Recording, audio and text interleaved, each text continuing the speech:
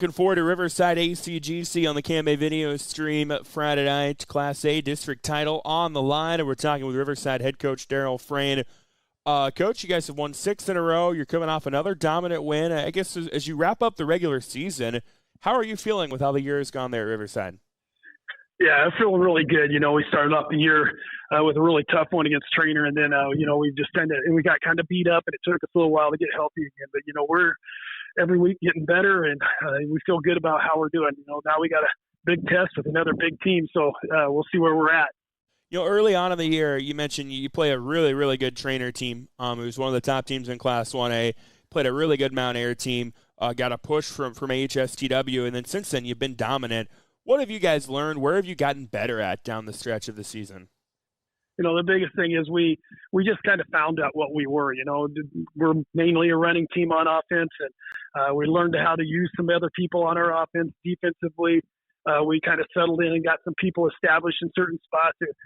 There's no one answer. It's just that a lot of people stepped up and a lot of people feel comfortable where they're playing now. And, we play fast and we get after it, and it's created good opportunities for us.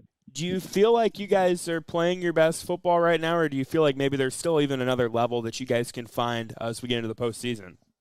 Yeah, I do feel like we're playing pretty good right now. But, yeah, I mean, we haven't put a full game together yet. We always have those lulls in the middle of the game right now where we give up some yards or we just have mental mistakes on offense. So if we can get rid of those, I think we can get even better than where we're at right now. Of course, it's no secret Jackson Gordon has been phenomenal this year. Leads the state in rushing yards and has been just a highlight reel every night. And it's not a surprise that he's doing this by any means, but obviously he's going to get a lot of attention from opposing defenses every night, and he's still found a way to do it. Speak to kind of what you've seen from him and the growth that he's made as a runner to be able to have the kind of year that he's having right now. The biggest thing is with the way we run our offense that he's really durable. And he just got the patience to let his linemen do their work. And then he just gets in behind them. And, like Friday night, he we're watching. It looks like he's going to get tackled in the open field, makes a cut, 2 guys miss. And he just can do that. He can stop on a dime and take off and creates a lot of problems for the defenses. Now looking to Friday night, big matchup with ACGC.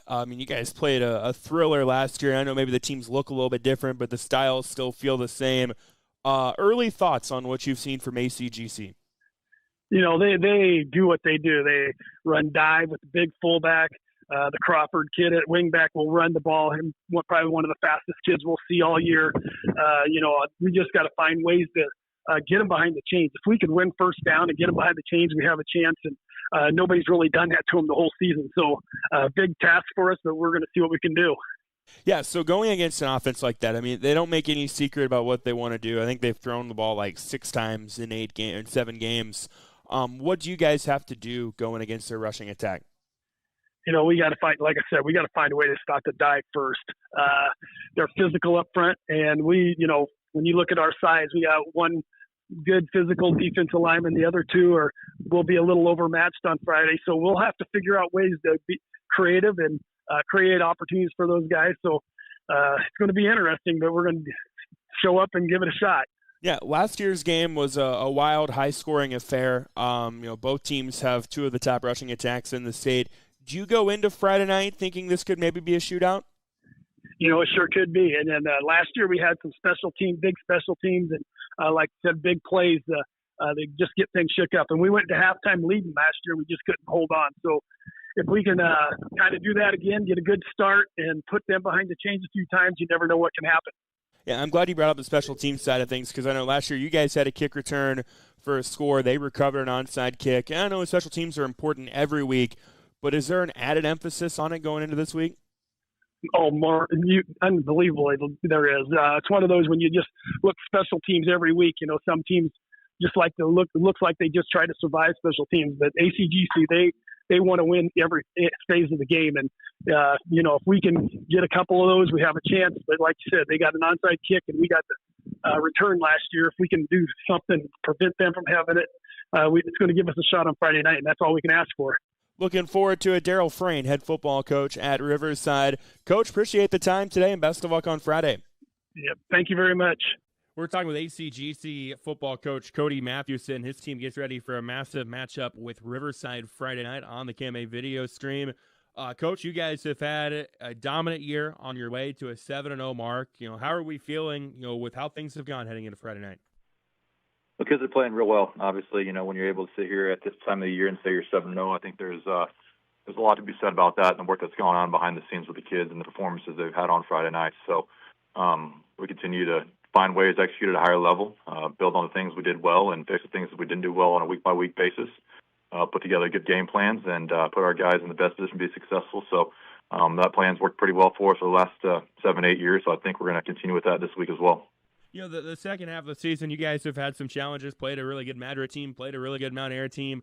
What have been the one or two things you like the most down the stretch from your squad? Well, I like the fact that we won those games. I think that's a really big piece. But obviously the big change that we made was making Brechter Schneider our fullback. We did that against Madrid. What that allowed us to do is it allowed us to be able to soften up the inside and do things like that. But I think for the most part, it really allowed us to be able to run the ball outside. So when we played at Mount Air earlier this year, we had a little bit of a change. We weren't able to run the ball too well on the inside, on the interior. Obviously, when you can't do that, and what our offensive philosophy is then they didn't have to load the box, and that allowed them to keep guys wide and shut down the outside game. And Joe Crawford and Ryder Klein. At that point in time, it was Joe Crawford and Braxton Schneider. So we made that change against Madrid. And Braxton obviously is a kid who's a state finalist in the shuttle hurdle. He's our anchor in our state championship shuttle hurdle team. So he's got a little bit of speed, but he's also 6 foot, 180 pounds, and he likes to hit. He's the guy he's going to make you miss. He's got some speed, but also when he gets the chance to put his head down, he's going to run you over and he's going to seek out contact. So I think that kind of bodes well with the type of philosophy who we are and what we try to do. So that was a really big piece of our most recent success, and be able to play, I guess, one step better with our offensive scheme and our offensive game plans. Yeah, and on the defensive side, maybe it's been overlooked how good you guys have been defensively this year. A couple of shutouts, nobody scored more than 20 points. What's been the key to success defensively? Well, I think a lot of our stuff gets overlooked because we're not a big stat padding type team. If you really look at who we've played and what we've played and how we play the game, there's a certain way that I play the football game. There's a certain way that, I respect the game of football, and if people don't like that, that's fine. But, we obviously have been a team who, when we would get up, we would pull our guys right away.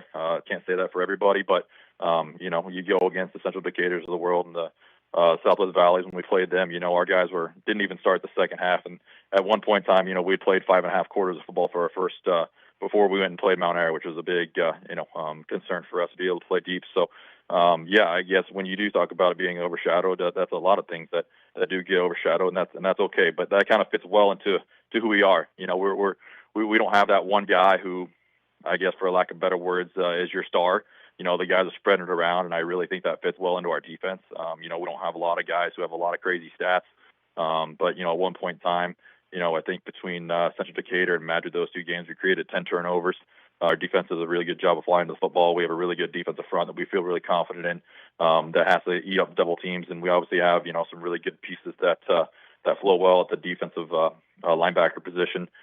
We've made adjustments in our defense we've looked at, and we had some self-reflective moments of who are we going to be and what do we need to do to take that next step of not being a quarterfinal team and being a semifinal team or in a state championship caliber team. So we talked about that within our past defense. So if you notice and you watch film, or if you've gone into games as of late, we are a cover 4 type team. We run 4 high safeties in the past. We've been a 4-4 team. So, we have those 4 guys up top, which allows our linebackers to be a little bit more aggressive. And allows our defensive line to be a little bit more aggressive and be able to keep things over the top.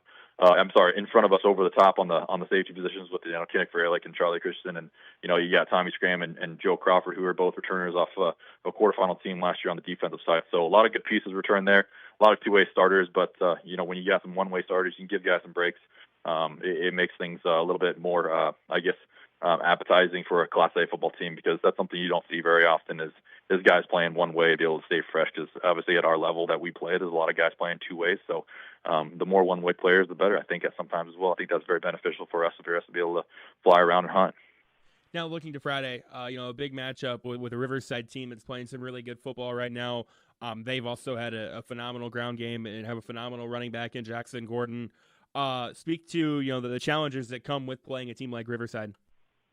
Well, I think it's a pretty simple game plan when you put it in place. Stop number 8, and when you do that, they give to somebody else, stop him. I mean, that's pretty much what their MO is, and they'll throw it every now and then. They'll stay disciplined. So that's been their bell cow. And Coach Brian will tell you the same thing. That's his phrase he likes to use about Jackson Gordon, rightfully so. He's got over 200 carries and 1,800 yards. And the next guy after that, I think, has 60 carries. So I think it's pretty simple to how you want to do it, but that's a lot easier said than done, right? If everybody wanted to do it, everybody would have stopped them. They wouldn't be 6-1. But I think pretty two similar styles. We just do it a little differently. Same thing. We ran about 5-6 plays. What's the idea? Okay, that just sounds pretty dang easy to stop, doesn't it? But obviously, we have our nuances. We have our way of execution, and we do it at a high level. And I think both of us respect the running of the game, the football. We just do it with a few more guys. And I think at the end of the day, you got to be sure tacklers. You got to be disciplined. You got to be able to set the edge. You got to be able to have leverage. And you got to be able to line up correctly. So, again, all things that are easiest have been done, but a really big week about discipline, being disciplined and disciplined eyes and reading your keys and making sure you're getting aligned. So I like to use our adage, and a very simple way for our defense to be able to execute is AAS, and that's alignment, assignment, snap count.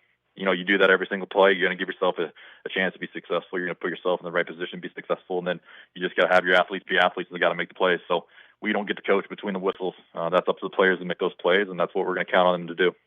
How about offensively for you guys on Friday night? What are the things you'll be emphasizing? And I know obviously you guys are going to run the football. Yeah. No, I think I think that's really important. Obviously, one thing that we are going to emphasize, and we do every single week, so it's not even more of an emphasis than it is. But obviously, when we played them last year, we scored 50 points, and we got stopped on 3 drives. We turned the ball over 3 times. Riverside won that turnover battle 3-0. So I think, luckily for us, I think if I recall correctly, they didn't come away with any points on those turnovers, but it definitely gave them opportunities. And anytime Jackson Gordon has the ball in his hands, you kind of hold your breath. So I really think if we can control the football, we control the clock. Our offense is our defense at the same time. So if we can just sustain drives and kick care of the football and just keep chunking together yards and getting 3 yards, 3 yards, 3 yards first, 3 yards, 3 yards, 3 yards first down, and then so what that does is it keeps their high-powered offense off the field, and it allows our defense to stay fresh. And so I think that kind of is how we've always put our perspective of how we want our offense to be ran. So when you have your offense being your defense and you're taking time off play clock, we went to Avoca last week and put together a 99-yard drive. Obviously, we did throw the ball in that drive, so it didn't take as long as we anticipated if we kept chunking together. But we're just going to chunk yards together, and we're going to make teams be disciplined, and that's kind of been the end goal, and that's been our MO, and the kids have bought into that, and our staff understands that. And so, if it's not broke, don't fix it. So we're just going to continue to just keep plugging forward, put one foot in front of the other. And lastly, Coach, I know last year, both teams had big plays on the special teams side of things that swung the momentum. They had a kick return. You guys recovered a kick to start the second half. I know special teams are important this week, but how important are they going to be, or important every week, how important are they going to be this week? And is there anything else that you're kind of emphasizing and see as key on Friday night? Well, I think, that's a big piece, and it's always a big piece. They always talk about the 3 phases of the game, and they always talk about what special teams can do because, over the years, and it's always been a big momentum shift, and especially, as you stated, you recover an onside kick that, again, wasn't really planned at that point in time. We were just trying to keep it away from Jackson Gordon, and so I guess, it played well into our hands, and it worked out to our advantage. But, when we have a PAT kicker like Oliver Wetzel, that's an automatic, 1 point every single time. I think he's 35 or 37 on the year. We have, him as well, who's kicked a field goal from 43 yards. So we do have that in our arsenal to be able to pull away points and not think, it's 4th and 10 from the 30-yard line. Do we have to go for it? Well, we can kick a field goal, right? So we have those types of opportunities in our arsenal, and somebody, who is able to kick off and put it where we want him to put it. So we want to keep the ball out of certain guys' hands, or we want to kick it, directional to numbers and things like that. That might be something that we're going to look at a little bit more. But I mean, their kick return is going to be, hey, don't kick it to number 8. And when you don't kick it to number 8, they're just going to reverse it to them anyways. They obviously know who their best athlete is, and they want to get it in his hands. And, as I say things like this, they're going to say, okay, well, I guess we're going to go ahead and fake that reverse. So it doesn't really matter. It really comes down to staying in your lanes and making sure you're disciplined. And that's what this football game is going to be all about. It's going to be about discipline. It's going to be about execution. It's going to be about who takes care of the football, and who does and who executes well in all three phases. Because the moment you sleep, the moment you fall asleep, especially this time of year, I think we're just getting a little bit of action of a little playoff season starting early. So, you got district championship here week 8, and you got playoff starting next week. What a great way to lead into a very high-powered, 32-team playoff as we progress here. So, nice little show for the fans and a great opportunity for our kids to play on a Friday night in front of a home as well. Looking forward to it. Cody Mathewson, head football coach at ACGC. Coach, appreciate the time today, and best of luck on Friday night. Hey, thanks, Trevor. Appreciate you.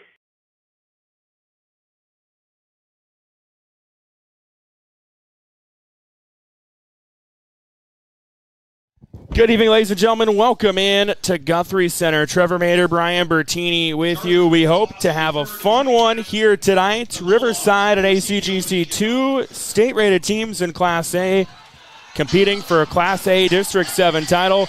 Brian Bertini, whoever wins tonight is going to be the district champion, and they're going to have a nice feather in their cap as we get ready for the postseason. Yeah, both teams undefeated. District 13-1 combined overall. ACGC undefeated 7-0. Coming off a year last year where they ran into, you and I did that game, a really red-hot Tri-Center team right here in that game right before, it was in the Final 8. And Tri-Center, of course, went on to win the Class A state champ. And Coach Mathewson and his squad just kind of reloaded, and they've got some pieces, and they've not only had a good year, they've got to step up. Their defense has been outstanding this year. Yeah, this is a defense that's given up just 10 points per game. That's number 2 in Class A.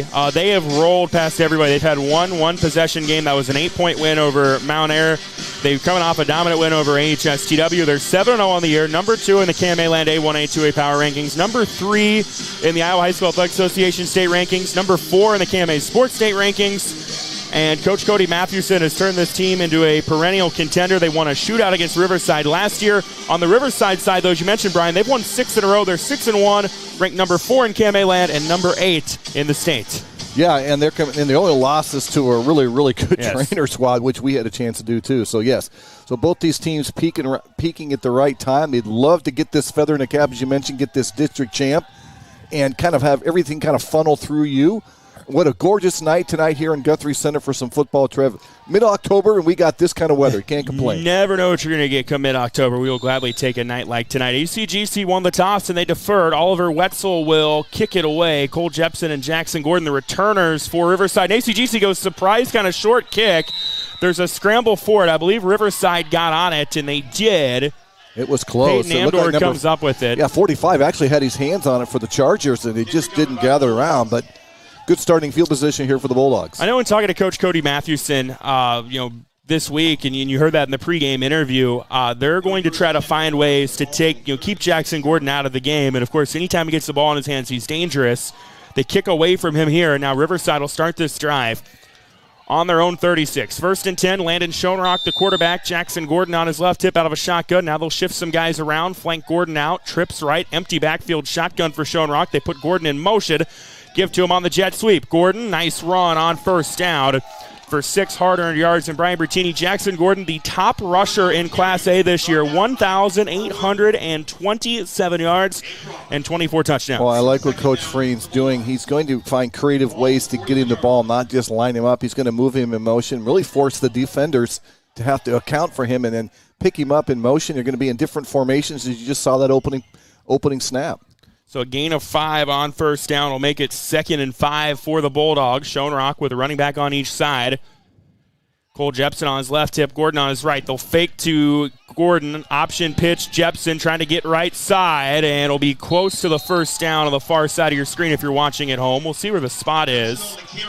About a yard shy, it looks like. Jepson maybe a half a yard too, Trev. And, and both coaches get around this midfielder on just the other side. I don't know if you'll see a lot of punts by these squads unless you're really backed up. I don't think you want to give this other team a chance to have the ball back, so you'd like to hold on to as long as you can. 3rd and 1 now for Riverside. They will run it. Gordon, 1st down, lowers the shoulder, gets into ACGC territory at around the 48-yard line. And you alluded to this too. If you win the toss, like ACGC, you almost kind of want to think, let's score first and get some points on the board. Your defense is really good, but, boy, if you can put some points on the board, Coach Frame would love to take this opening drive and go down and have the Chargers play from behind.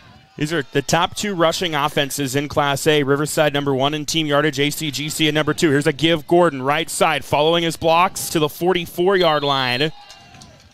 One thing with Jackson Gordon, Brian, is he doesn't run backwards. No, he's got his shoulder squared to the goal line. The other thing I think so far I've noticed is his line does a really good job of initiating contact on the blocks. And, of course, Gordon's speed, you don't have to hold blocks very long, Trev. You just kind of get in the way and shadow and let him speed do the rest. 2nd and 6 from the ACGC 44. They'll put Jepson in motion. Little spinner to Jepson, giving left side. Jepson trying to find a block. Gets to the outside, but that was sniffed out well by the ACGC defense for no gain. That was Kennick Freilich that made the tackle. And actually, I think go as a 1-yard loss. There is a flag down at around the 46-yard line. Blocking the back and maybe a hole. A good job of the Chargers defense to kind of string that out and force Jefferson kind of run side to side. He could never really get upfield. So the officials conversing on the penalty, and the ACGC side will accept the penalty. It's a hold on Riverside. So what was going to be a 3rd and about 6 is now going to be a 2nd and long. And Brian Bertini, both coaches will tell you penalties are not going to be their friend tonight. Well, if you're a running offense, yeah, you're behind, down a distance and sticks here, and of course you're going to back them up and have to get that 10 yards again. 2nd 16 from the 46 now. Schoenrock back to pass. Screen over the middle. Caught Jepson. They get back what they lost on the penalty, or at least most of it, to the 50-yard line. But a 3rd and 12 coming up now for Riverside at midfield. Good job of the Chargers defense. Again, really collapse on that. Sometimes if you run a screen, you get a good push by the defensive lineman up front. But Jefferson got rid of that, or got a chance to get, like you said, some of that back. It's a little bit more manageable now. If this gets to like 4th and 5 or 6, Trev, I think Coach Frame might be opted to go. If it happens to be 4th and long, you might want to punt and play a little field position game here. 9:40 to go here in the first quarter. 3rd and 12 for Riverside from midfield. Schoenrock rolling right. And we'll throw right side to Amdor, who tried to grab it, and he did. He slid out of bounds, they say. Well, it's a good pass, actually. Amdor, I thought he might have come down with it, but he might not have maintained control as he went out. So now it's 4th down and decision time here for the Bulldogs. 4th and 12, I think it's... Looks like the punting unit coming out. I thought Amdor maybe was able to slide the toes. I did too. Yeah, all you got to do is have one in high school or college, and I thought he might have been able to get it. Maybe he just didn't hold possession there. That's on the far side of the field away from us. So an incomplete pass stalls out a promising Riverside drive, and now Court Rican will punt it away for the Bulldogs. Joe Crawford back to return for ACGC. He stands on about the 10-yard line. Rican's punt, high end-over-end punt. Calling for a fair catch is Crawford around the 21-yard line. And that will be where ACGC begins their first drive. And Brian Bertini, Coach Cody Matthewson's squad, they don't make any secret of what they want to do offensively. They've thrown a whopping 6 passes all year. And they're just going to run at you. And they basically said, here we come. We got about 5 or 6 plays. This is what we're going to do. We're going to just execute. And if you can stop us, great. If you can't, well, we're just going to march down the field. And they've got guys like Braxton Snyder that can break one and go. Braxton Schneider will play fullback for them. Joe Crawford in the backfield. Their quarterback is Thomas Scram. He will take most of the snaps tonight. Work out of a flex bone. They put a man in motion. Ryder Klein gets the first carry of the night for ACGC, and not much there, maybe about 2 yards. It was interesting today, too. Kind of an interesting day today. There was a pretty good downpour. We talked to Coach Mathewson before the game about right in the middle of the afternoon, about a 30-minute downpour. It rained really pretty hard, so he thought the field might be a little soggy, a little wet, and kind of stayed cloudy, Trev. So that field conditions, a little wet on the spots, might have something to do, and it could come into play in special teams tonight. 2nd and 8 coming up for ACGC. This is what Riverside coach Darryl Frayne told me is going to be the money down for his defense going against this ACGC offense that is just fine with 3 or 4 yards of play. Run up the middle, first down and more. Crawford breaks out of a tackle, 50, 40, 30, 20. Joe Crawford's going to score, and ACGC is on the board first with a 76-yard touchdown. Yeah, and biggest thing, no penalties on that. You always look on the back side of there if there's any yellow laundry on the ground. There is none, so second play from scrimmage. Chargers strike first, Trev. So they get the stop after a penalty pushed Riverside backwards, and then they need just 2 plays to get on the board. As Joe Crawford finds the end zone for the 14th time this year. Now, Oliver Wetzel, who's been really good at extra points this year, will come on for the PAT to try to make this a 7-0 lead. Chase Slaybaugh, the holder, and Wetzel puts it up and through. He is now 38 of 40 on those on the year, and ACGC with the quick strike. They lead it 7-0, 8:26 left in the first. KMA video stream, KMAland.com. Barrett Auto Center of Glenwood offers more than just the biggest and best pre-owned selection in the area. They also offer a community connection. Whether it's a high school sporting, academic, or arts event, or a Southwest Iowa fundraising effort, you'll find Barrett Auto Center trying to help. So the next time you're in the market for a vehicle, or even in the market for a vehicle service, know that when you choose Barrett Auto Center, your money goes right back to the causes you care about. That's Barrett Auto Center, Glenwood, and BarrettAutoCenter.com. Welcome back to Guthrie Center, KMA video stream online, KMAland.com. Trevor Mader, Brian Bertini with you tonight. ACGC needs just 2 plays to get on the board as Joe Crawford goes 76 yards to the house, and the Chargers have the first points of the night. Yeah, good, and couldn't draw it up any better for Coach Math and his team because they win the toss, defer, get the stop, get the punt, second play, score. So now you got that one possession advantage right now here in this first half, especially when you're up 7-0. So now Oliver Wetzel to kick it away again. They're going to try to keep it away from Jackson Gordon, and that'll actually roll out of bounds at around the 34-yard line. So Riverside will have the option of taking the penalty from where it went out of bounds or making them re-kick it. And if I'd imagine Coach Darrell Frayne is just going to take the ball where it's at, plus the yardage on the penalty, and go from there. Yeah, it's one of those where there's always the potential. Yeah, you might want to try to get the ball into Gordon's hands on a kick, but then again, ACGC is probably going to do something similar, kick it away, kick it on the ground, kick it away from him. And there's always the potential you might get a penalty yourself and back yourself up. So, you got a good field. You got a good spot right here. You got you on your own 38. You just got to go back to work and find a way to get it down to the red zone here. So now Riverside will start this next drive on their own 38. They were running the ball well. That penalty on second down kind of stymied that drive. But up to that, they were moving the ball well. So Schoenrock will have Gordon back there with him. 1st and 10 for Riverside on their own 38-yard line. Movement up front. The big man moving for ACGC was Jack Sheeter. We'll see if he was prompted, and they'll say no, it's an encroachment. Once he got moving, he wasn't going to be able to stop. So nice job by the offensive line, but the Bulldogs pick up a easy 5. So now a 1st and 5. Does Coach Frayne decide maybe a little stop and go action here? See if we go up to the top. 1st and 5 for Riverside. They will put it in the belly of Gordon. Gordon following his blocks. First down at ACGC territory to the 42-yard line. Making the tackle for ACGC was Kinnick Freilich, but Riverside gets a gain of 16.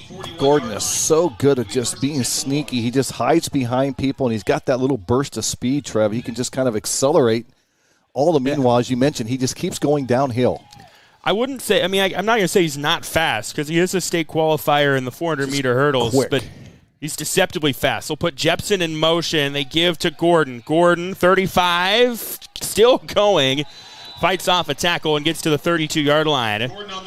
Well, there's quick, and then there's quick with power, too. And Gordon's got that. He's got that quickness, and he's got that power. He can kind of absorb, some leg tackles like there. Or he just drug a guy, 2-3 extra yards. But, again, he falls forward, Trev. He just always seems to get in a spot where he's leaning forward, even on the ground. Gain of 10 moves the chains. 1st and 10 for Riverside at the ACGC 31-yard line.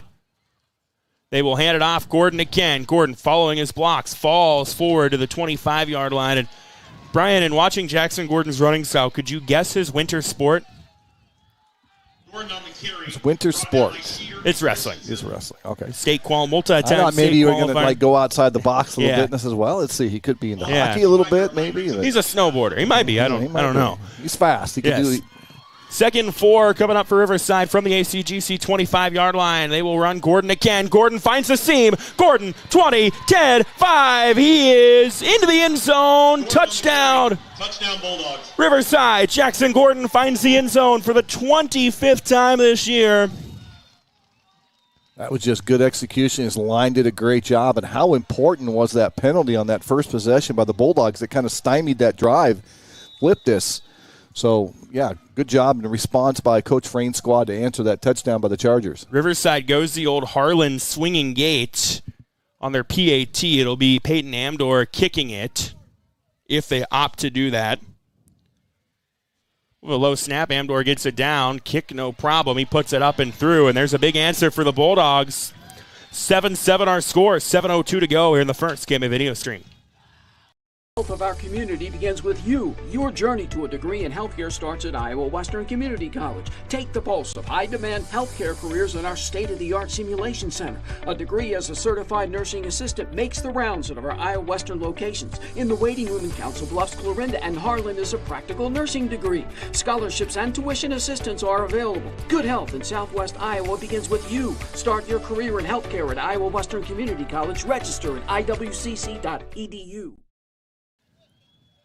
Welcome back to Guthrie Center. KMA video stream online, KMAland.com. Trevor Mader, Brian Bertini with you. And Brian Bertini, after ACGC hits a quick strike, Riverside with a much-needed answer.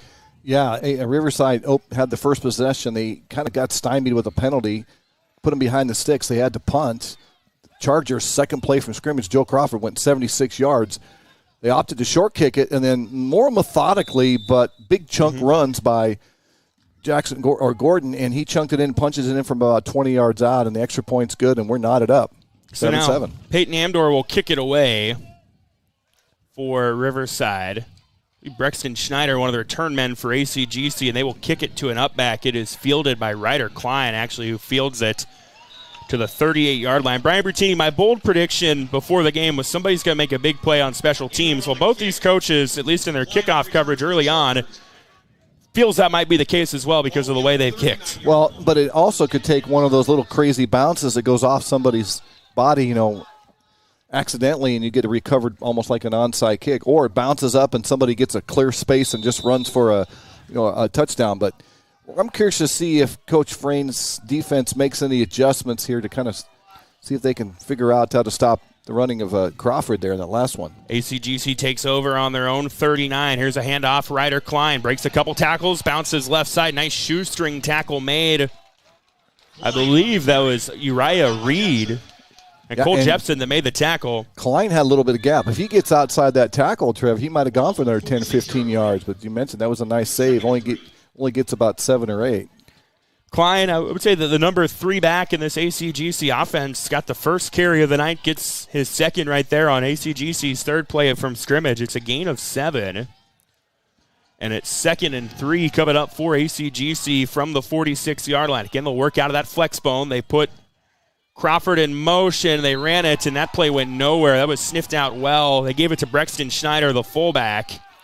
And in there for the tackle for Riverside was Wyatt Bell. Nice stunt right there. They stunted right, and they caught it just right, and they had the stun on. Same direction the play was going. They got him in the backfield. I think he lost about 2, Trev. So yeah.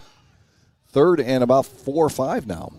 So a loss of 2 will make it 3rd and 5 coming up for ACGC from their own 44-yard line. Scram will put Crawford in motion. He'll hand off Crawford. He's got a hole. Brian Bertini could have ran through. Breaks the tackle. 50, 40, 30. Tries to put a move on and will finally scoot out of bounds at around the 24-yard line.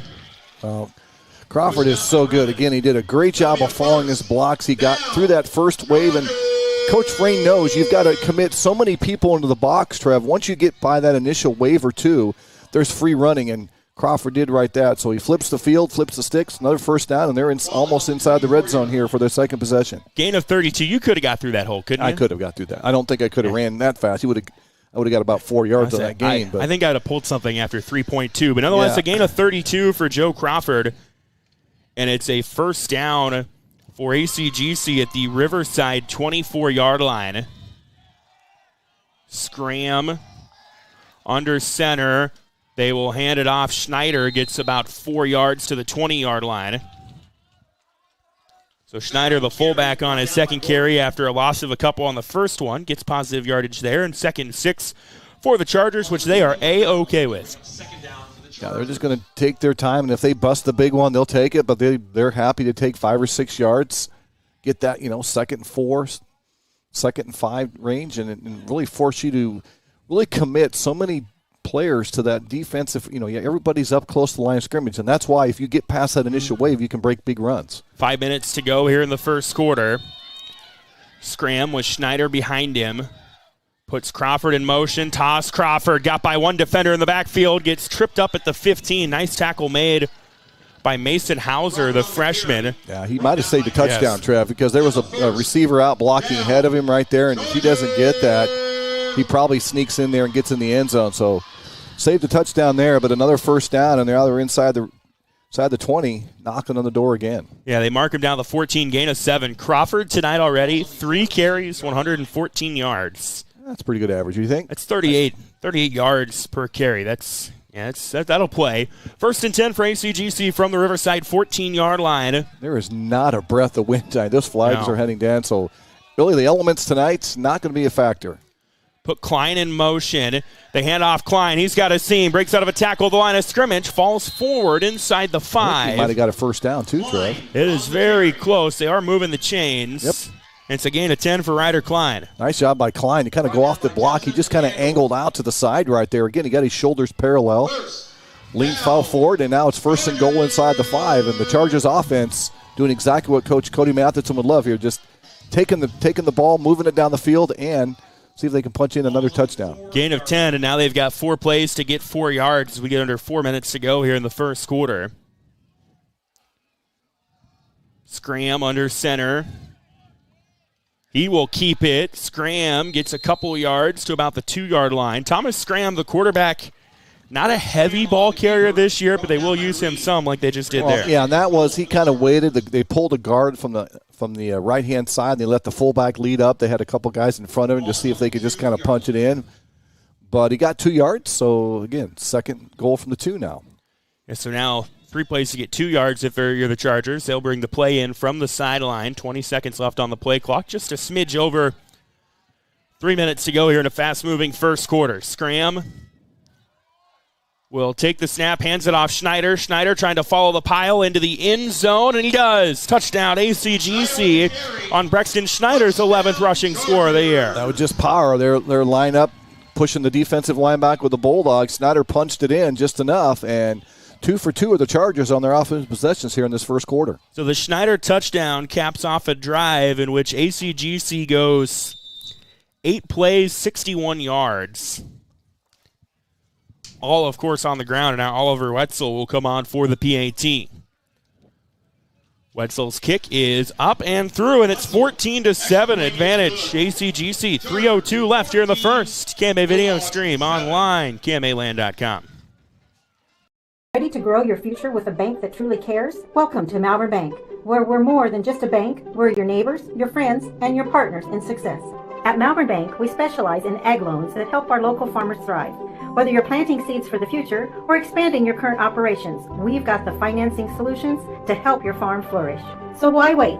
Visit us today and see how Malvern Bank can make a difference in your life. Together, let's grow our future. Malvern Bank, we build community. Member FDIC, Equal Housing Lender. Well, ACGC goes 8 plays, 61 yards, capped by a 2-yard rushing score from Brexton Schneider. And Brian Bertini, so far through 2 drives, this ACGC ground game is humming. Yeah, and both teams have been pretty productive when they've had the ball. The only stop was the first possession by the Bulldogs where they had that penalty kind of backed them up. Other than that, these are 2 good defenses too, Trev. I mean, let's don't think that this is just these 2 offenses are that good. These defenses are really good. The offense is just executing at a high level right now. So now ACGC will kick it away with Oliver Wetzel. Their previous 2 kicks, they kicked him short to one of the upbacks and created a scramble. They almost got the first one. This time they will kick a line drive. It'll be fielded by Jepson, but not cleanly. Jepson will pick it up at the 10. Jepson trying to bounce right side. Gets past the first wave of tacklers, still on his feet, and gets shuffled out of bounds at around the 28-yard line. Nice job by Jepson. I'm guessing, too, again, I alluded to this a little bit ago. We had some rain here, so there's, it's pretty humid right now. As this night gets a little bit further progressing, there will be a little bit of humidity on the ball, and that ball might have been a little wet when he picked that up, and he gathered it up and got a decent little return here for the Bulldogs as they got to try to find a way to answer again on their next possession. They will start this drive on their own 26-yard line. with 2:53 to go here in the first quarter. 14-7 advantage ACGC. Landon Schoenrock will bring the play in for the Bulldogs. They'll flank Gordon out in the slot on your left side if you're watching at home. And now they'll put Gordon in motion. Give to Gordon on the Jets. And actually, it was a fake. Ball's on the ground. They ran it with Amdor, and he put it on the ground, and ACGC is on it. Yeah, a little inside handoff. They tried to go reverse. Everybody was keying on Gordon. They brought it back, and then, again, he just mishandled it right there. I don't think he was really hit on that, Trev. He just kind of mishandled it, but the Chargers on the spot get the ball, and they're in great position here on the first turnover of the ball game. Ryder Klein comes up with the fumble recovery, and now the Chargers in business at the 33-yard line. And if ever you were going to throw one of those few passes of the year, this is a good spot right here. You're on plus side of the 50 anyway. You do a little stop and go. You got single coverage on the outside here, and might be able to get a touchdown on a pass. So on the 33, they give to Schneider. He almost had the ball ripped away, but he fights for some hard-earned yards to the 28-yard line. Or you do that and just pick up 5, right? Braxton Schneider, and talking to Coach Cody Mathewson, they had some struggles early on in the year running the ball in the interior, particularly from their fullback spot. They go with Braxton Schneider, kind of move him from a wingback to a fullback. Part of some really good state medalist relays and track, very fast, but also a very strong and physical runner, and you see that there. Yeah, right there. Yeah, you're right. He almost got that ball ripped out, but he was able to hang on to it. Again, he fell forward and picked up an extra yard or two, so really nice, manageable second down here. Yeah, so it'll be 2nd and 6 from the 28. Scram wanting to option. Breaks out of one tackle in the backfield. Has the first down, lowers the shoulder, then gets walloped out of bounds inside the 20. Nice decision by Schramm right there. He looked like he was going to belly that, and the Bulldogs did a good job of swallowing it up. He kept it, followed that blocker around the end, got about 6 or 7 extra yards, Trev, and Chargers on the move again here inside the 20. Gain of 9 to the Riverside 19-yard line. And it's a 1st and 10 for the Chargers. 2 minutes to go here in the first quarter of this game. They will take their time bringing the play in. Again, Riverside coughed it up moments ago. And ACGC recovered. They will run it up the middle. Schneider bounces it to the left side and gets a couple of hard-earned yards. Again, moving forward, and again, one thing you have to really avoid if you're going to be on the ground type of team is to avoid those penalties, especially on 2nd and 3rd down, Trev, because they can really force you behind the stick. So, you got a chance right here if you're the Chargers to really kind of put some separation here between you and the Bulldogs here in this first quarter. Gain of 3 on that run by Schneider as we get to 90 seconds to go in the quarter. And, this ACGC is going to get the ball to start the second half. The way they play, 2 or 3 score lead is a tough hill to climb out of. They're +2 right now in possessions.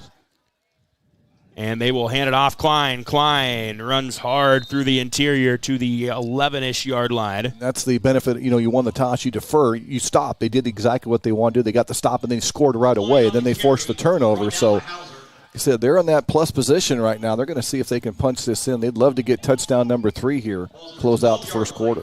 Gain of 4 to the 12-yard line, and it'll be a 3rd and 3 under a minute to go here in the first quarter. Yeah, I think this is 4 down. If they don't get this, and it's forward, it's 4 down territory here. So 3rd down. ACGC will run it. Schneider, he got stonewalled. I think that was Mason Hauser's having a nice quarter defensively. He pushed him back. I think he gained 1 or 2. So it's going to be 4th and about 1.5 yards. And I wonder if Coach Mathewson might take this to the quarter break and have a little talk about this. Yeah, they do not have to run another play in the quarter if they don't want to. There's about a 4-second gap between the play clock and the game clock. But there's some thought to, hey, we got them on their heels just a little bit. Let's keep it going. But I think he's elected here. He's going to pull him back, and we're just going to ride this out to the end of the quarter. So it looks like we'll go to the second. ACGC facing a 4th and 1 from the Riverside 10 as the Chargers try to capitalize on a Riverside fumble. Fun first quarter in the books. 14-7 ACGC. We're back in a moment. KMA Video Stream online, KMAland.com. At the end of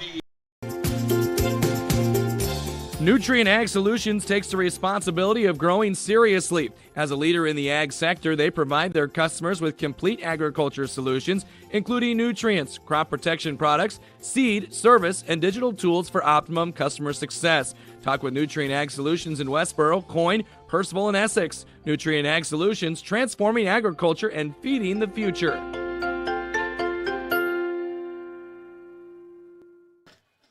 Welcome back to Guthrie Center, KMA Video Stream online, KMAland.com. Trevor Mader, Brian Bertini with you tonight. The de facto Class A District 7 championship game.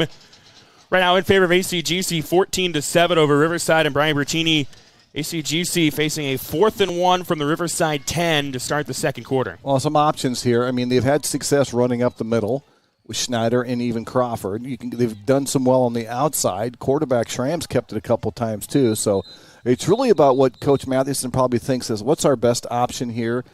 You know, even worst case scenario, if you turn it over, you've got the Bulldogs pinned pretty far back here. So this is a game where I don't think this juncture field goals are what you want right now, especially at this. If it was 4th and 7 or 8, you might consider a field goal, but it's 4th and 1.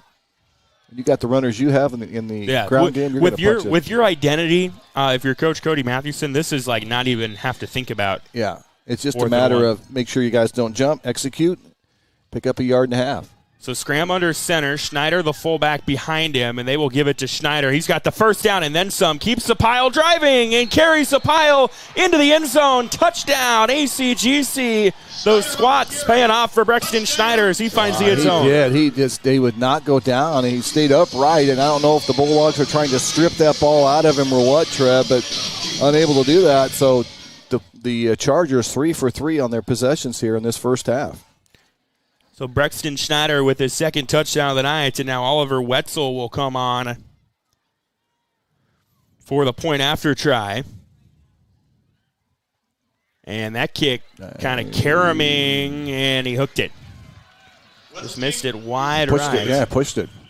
So the PAT no good, but Brian Bertini, this ACGC offense, you mentioned 3 for 3 on ending possessions with touchdowns tonight. Yeah, and like I said, how big is that stop? Because the Bulldogs were moving on that opening possession. It was that one penalty that kind of put them behind the sticks, forced a punt, and then ever since then, ACGC's just been on a roll. The Bulldogs unable to stop them. Had the 4th and 1 there, but Snyder just took himself, the ball, and about 3 Riverside guys with him in the end zone. And the extra point's about the only thing that they haven't done well, and they missed that one on I mean, even then they've been 2 for 3 on those. Yeah, right. You know, ACGC last year in that game, it was a 50-42 shootout.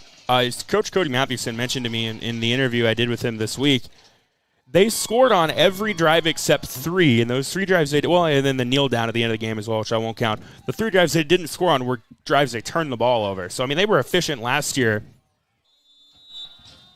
Yeah, and as you get closer and closer, of course, as you mentioned, this is the last week of regular season, so playoffs start. You want to make sure your ball security, all those little things you're doing well, continue to play good right now. So Wetzel will kick it away. We'll see what ACGC does if they try to keep it away from Gordon, and they will just line drive, kick it to an up back, and AC Riverside didn't get on it cleanly, and now there's a scramble for it near the sideline. ACGC feels like they have it, and they do. Again, I don't know if that ball's got a little dampness on it. It just never looked like anybody could get a clean handle on it, and it just kind of squirted away, Trev, and boy, everything coming up roses right now for the Chargers. Riverside couldn't field the kickoff cleanly. ACGC comes out of it with the ball on the 28-yard line. Yeah, it's not really a true onside kick where you're kicking it on the ground. It's more of a pooch kick over that front line. But the Bulldogs, it lands, and they just can't get a handle on it. Like I said, there might be some moisture on that grass right there, but here we are again with the Chargers with the ball. We'll put Crawford in motion. There was a flag on the snap, and that's likely a procedural penalty that'll back him up. There, yep.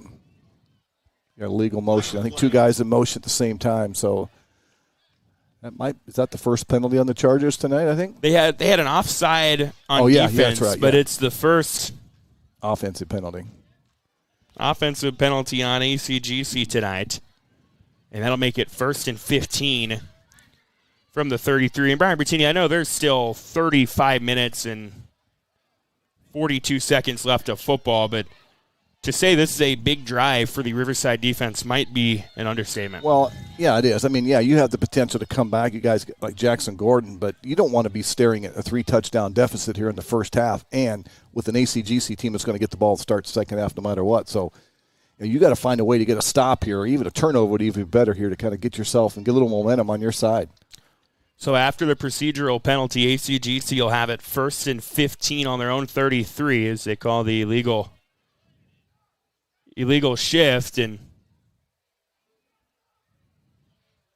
Coach Daryl Frayne.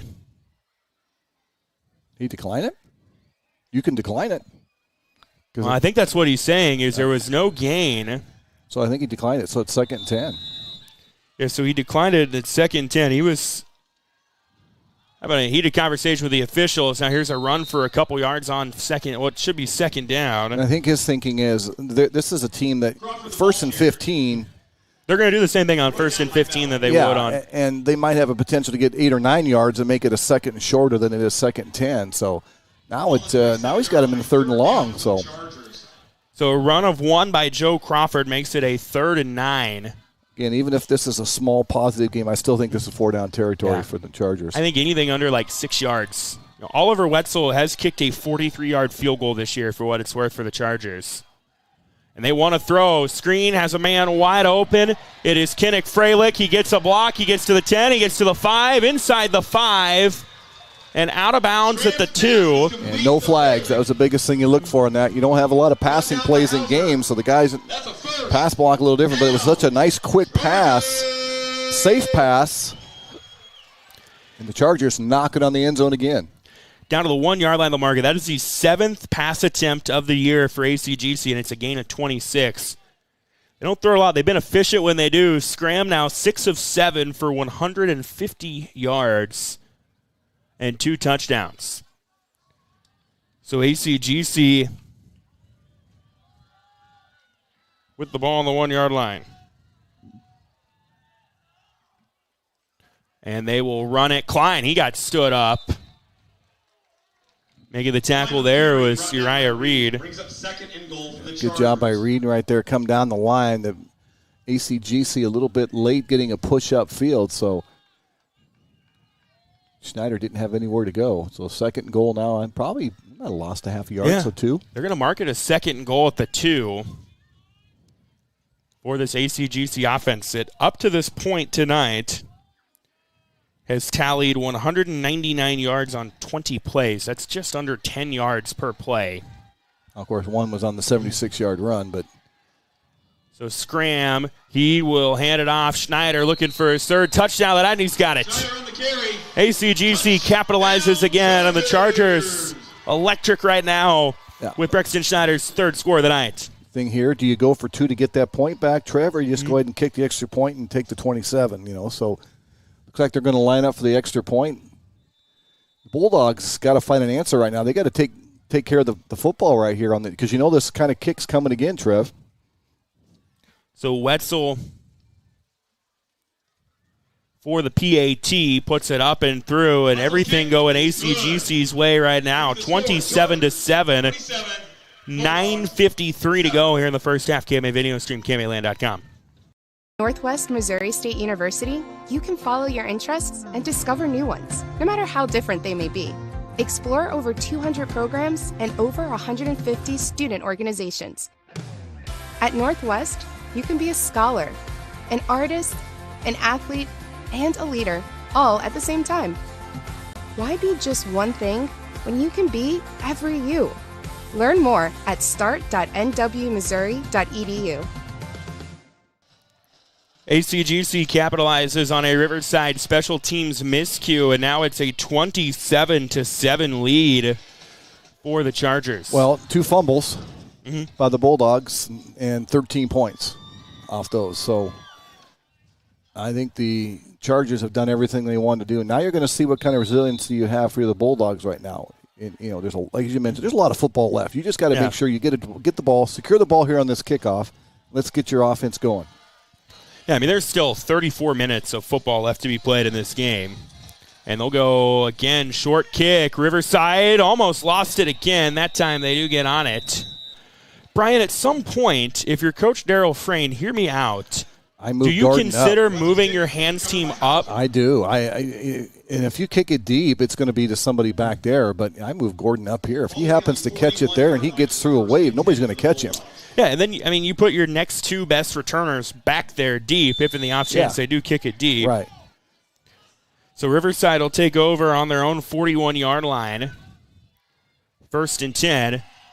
And here's a run, Jackson Gordon. Gordon got about 2 yards and then gets met. Nice open field tackle made by Morgan Nolte. Gordon on the carry, brought down by Nolte and Harwood. Well, and here's the thing now, too. Up 27-7. You know that Gordon's going to get the majority of the touch. They're going to try to get him an open field. So if you're the Chargers defense, you got guys that are really keen on number 8 wearing white right now. And if you're Coach Frame, you got to find a way to get somebody else maybe on the backside of this, maybe Jepson, and see if you can get a receiver on the backside and use Gordon as a little decoy here. You got to get some points here. I think this is crucial here, don't you think? In the second quarter, this is a must-score drive if you're Riverside. 2nd and 8 from the 43, and this is a big play out of that. Here's a handoff. Gordon about a yard, couldn't get off the first bounce, and now it's a 3rd and 7 coming up for Riverside. Yeah, and I know you're on the wrong side of 50, but if you don't get this, I mean, do you consider maybe going, if it's 4th and 2, 4th and 3, I think you almost think you have to go for it because you just don't want to punt this ball back to this methodical,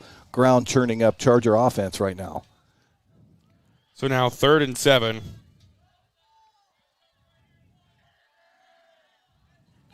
For Riverside.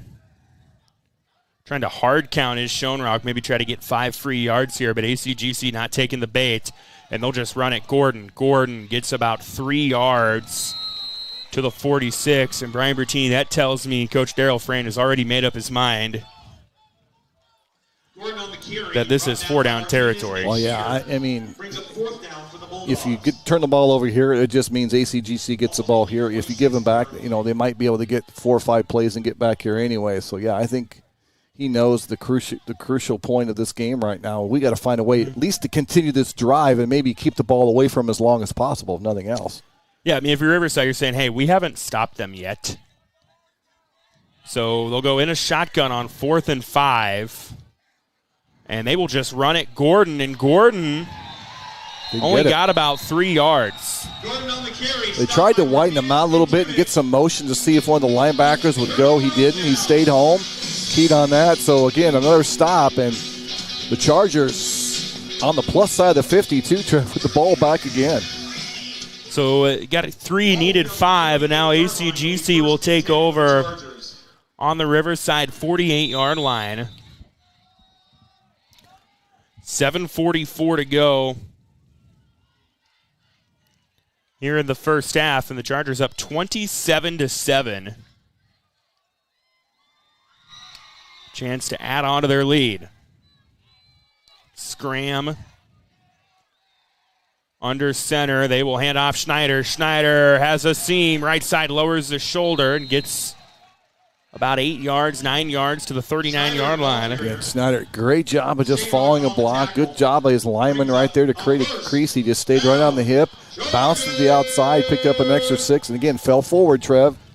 Picked up about 11, 12, and again, all night long so far. I don't know if we've had a backwards play by the Chargers tonight. They had one early.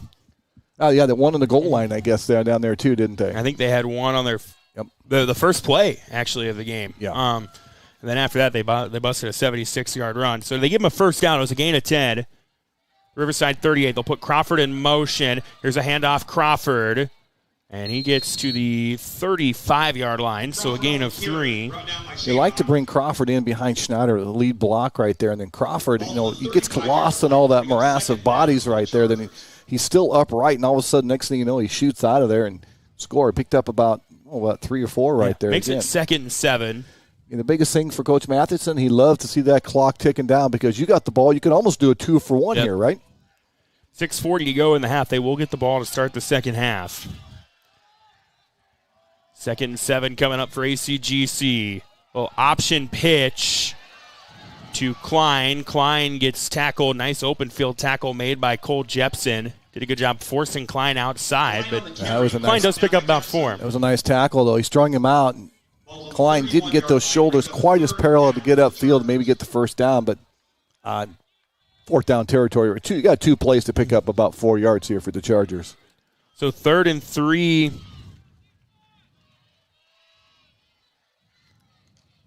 Coming up for ACGC from the 31-yard line.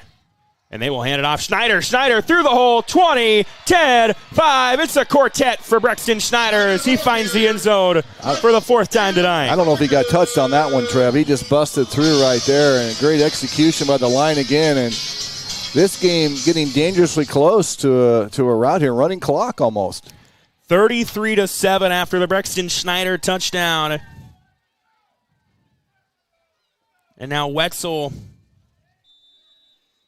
will come on for the PAT.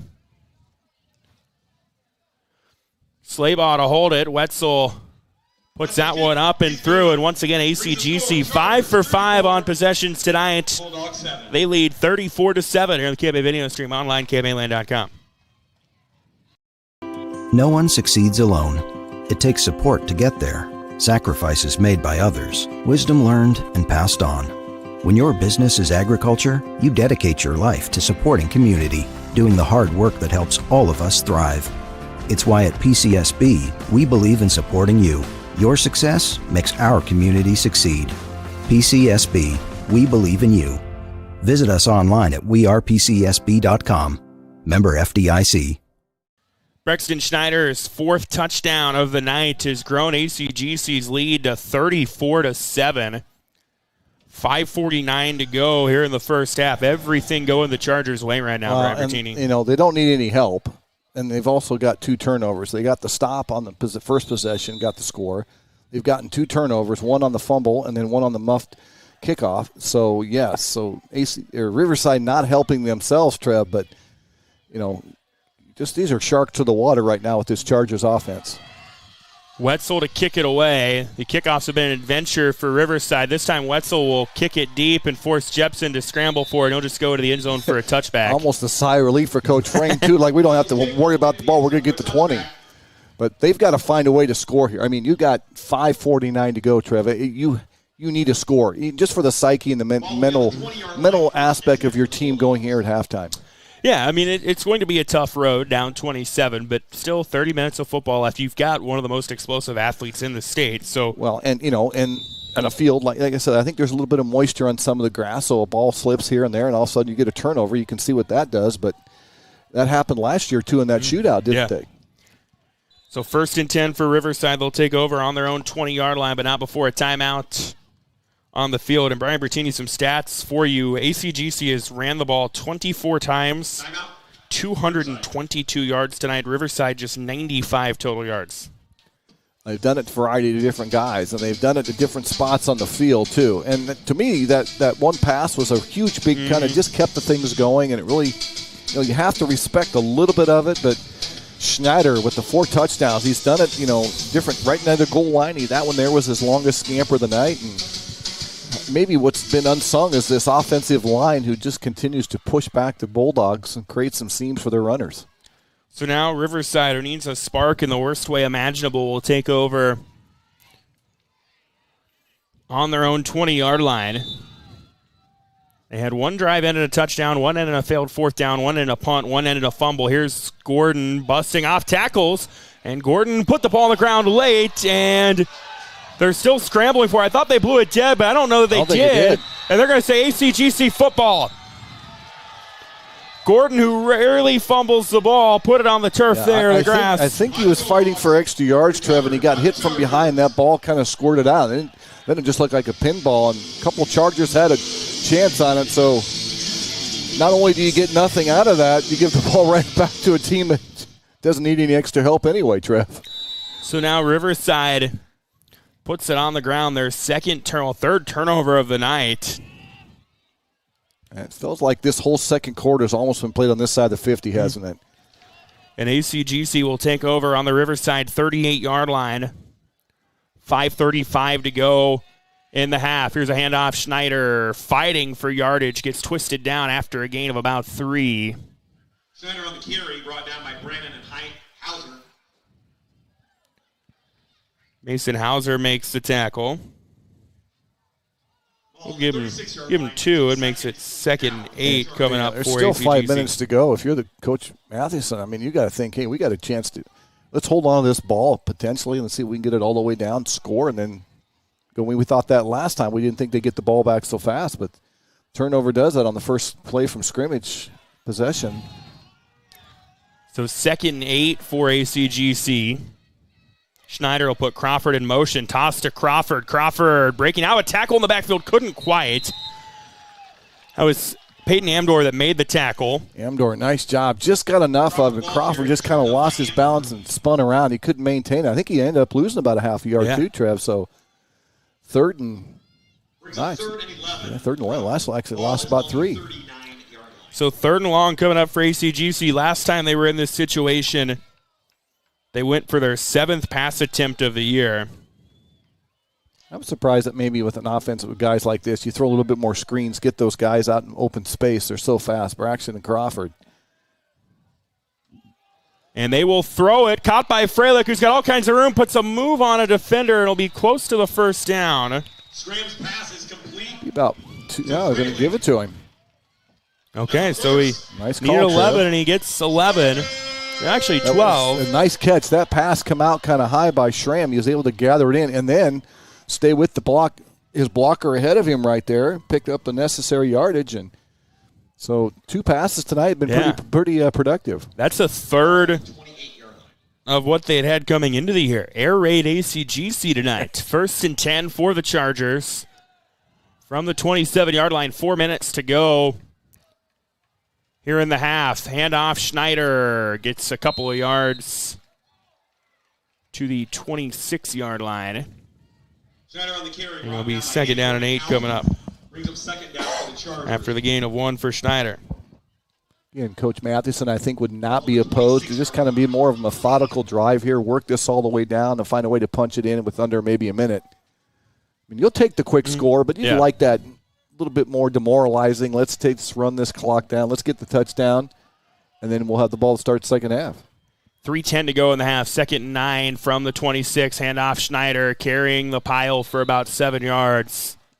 Boy, he runs hard. He does. And right now, I mean, this Riverside defense has been on the field a lot this first half, Trev. I mean, they've been staring at that gray uniformed offensive line by the Chargers, and they're just, they got their feet, they just put their feet down, and they just go downhill, come at you. 14 carries, 76 yards for Braxton Schneider, 4 touchdowns on the night. His team's got a 3rd and 3 from the 19 with 2:40 to go here in the half. Scram. Well, there was movement up front. That might have been on Riverside, and if it is, that'll net a 1st down for the Chargers, and it was, and it is. When it all goes well, it goes well. When it goes bad, it just kind of seems to fall apart. So I don't think Coach Frayne could get this. Halftime probably can't come quick enough right now for the Bulldogs. So 1st down for ACGC at the 19-yard line. Actually, it'll be at the 14-yard line. It was at the 19. The penalty moves it up to the 14. It's 1st and 10. I'll bring the play in from the sideline. 2:20 to go in the half.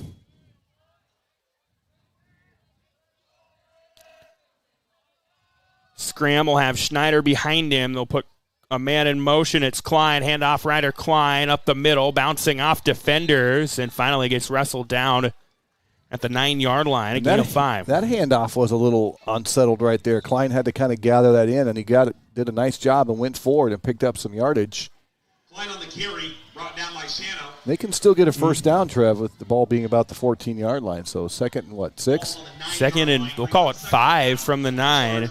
So we get under 2 minutes to go. Again, ACGC will get the football to start the second half. Both teams, Riverside's first drive ended a punt. ACGC 2 plays, they score. Riverside a quick answer to tie it, and then since then everything has gone ACGC's way in the turnover department, on special teams, and on defense. 2nd and 5 from the 9. They'll put Crawford in motion. Here's a handoff. Klein. He's got a one-on-one situation. He breaks out of the tackle, and he's into the end zone.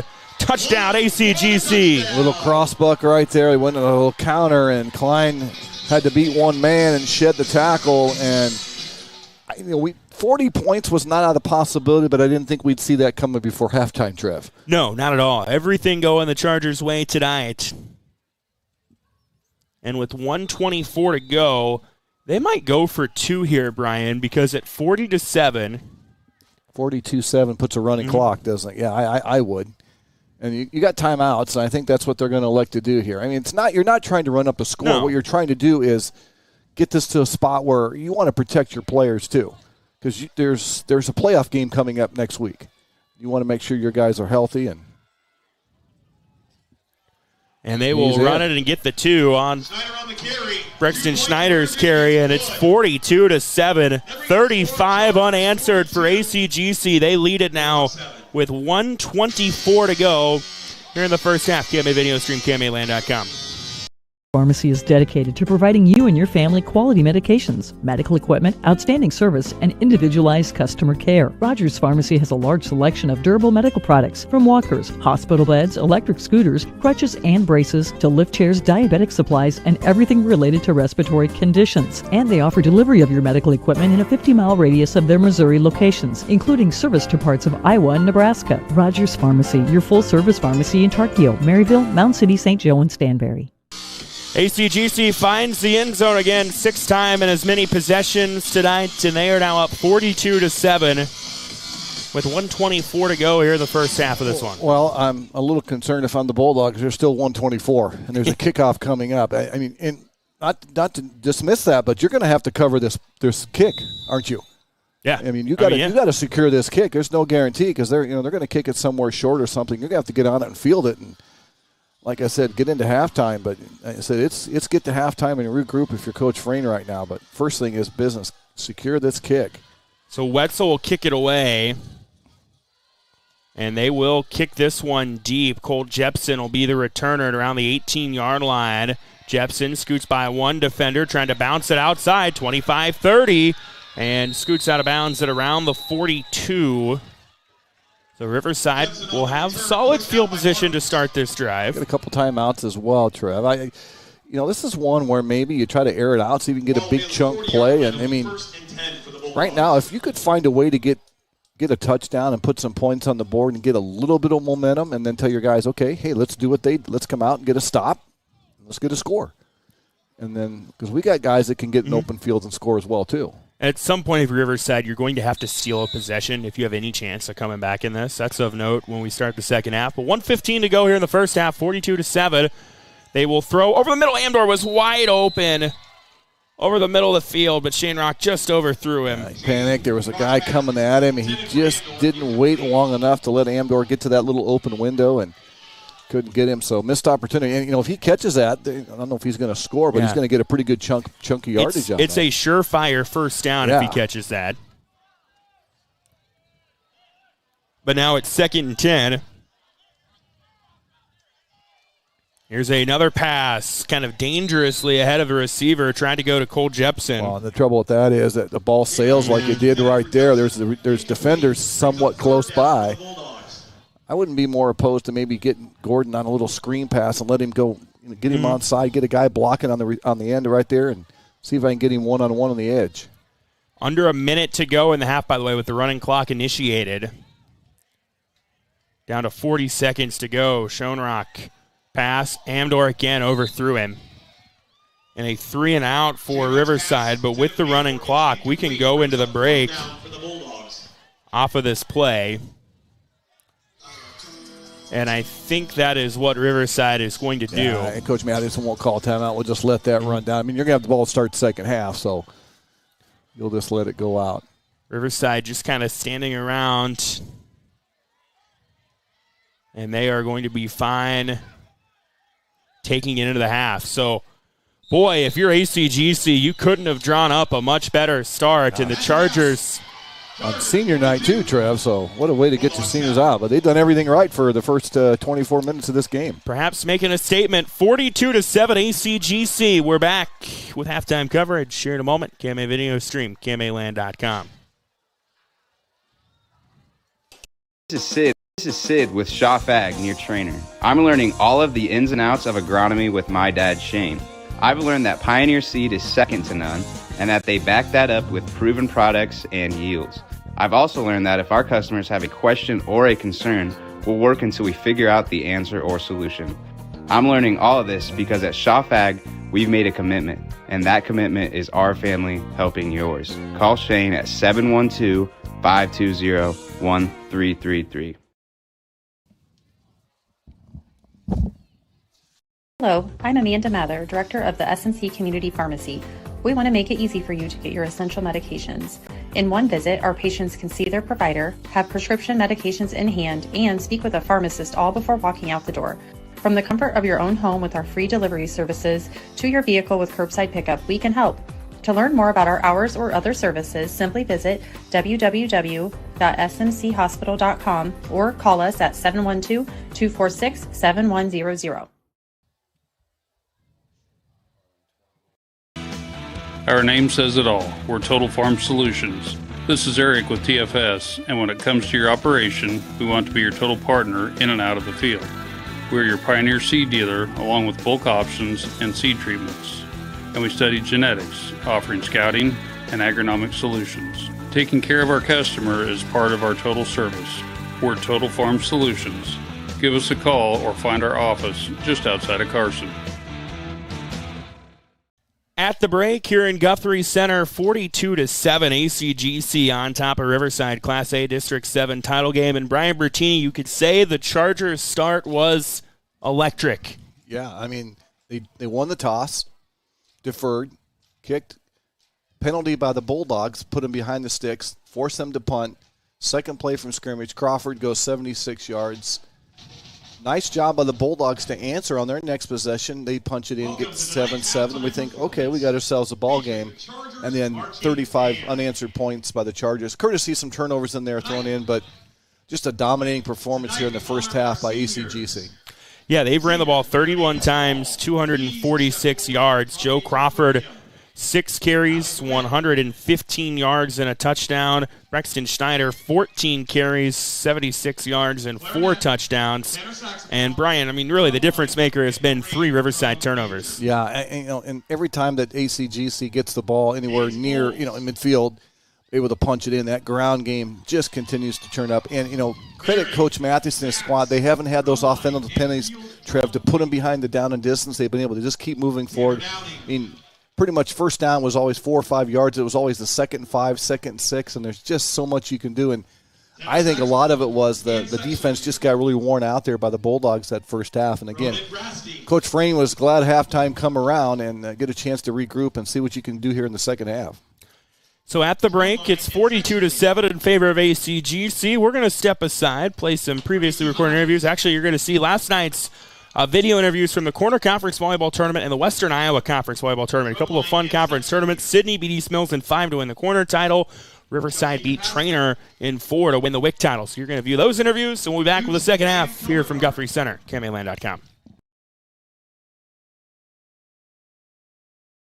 I'm feeling amazing. This is everything we've worked for. We put in it day and nights, and just seeing it finally come together in one, working as one, it's everything we can imagine, everything we've dreamed of. It's amazing. It feels so great. We've worked so hard this season. We knew it was right there in reach. We just had to push. And, it gives us a huge confidence boost, so we're ready to move on. We're ready to keep going.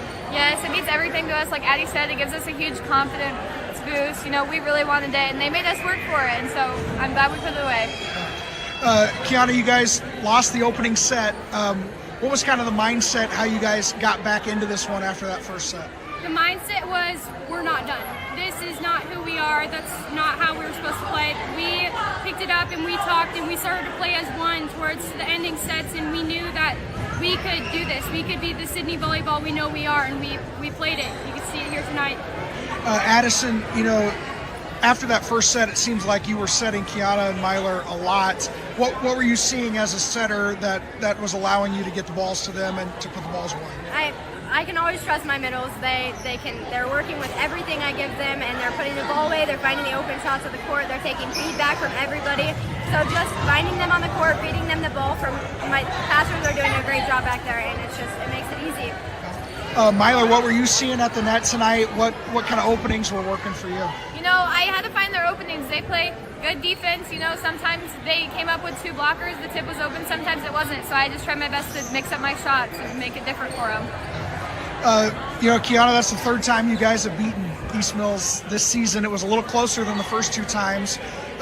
What about East Mills makes them such a scrappy or hard team to play against? They're kind of like us. They don't give up. They don't just hand it to us when they're down. When they feel like like they're letting go. They come together and they try and build back up. They're definitely a momentum team. When they have momentum, they go and they're good, but tonight we just had more. Addison, what does a win in the Corner Conference tournament do for you guys with postseason right on the brink coming up next week? It makes us want to work harder. We're ready. We're going to push. We're going to push in practice, and we're going to play as a team like we know how to do, and we're just going to give it our all. Milo, this team went to a regional final last year. What's it take for you guys to get over that hump and get to the state tournament? Last year I feel like part of it was our mental game. We kind of fell apart at the end, and we had it last year, so we know we can do it again this year. We only lost 2 players, so we're going to work hard and we're going to do it this year. I'm proud. The girls executed everything that we practiced all year long. They went out, they played hard, and they got the job done. You guys fell behind early, lost the first set. What was the mindset after that opening set to try to get back in this? It was a wash.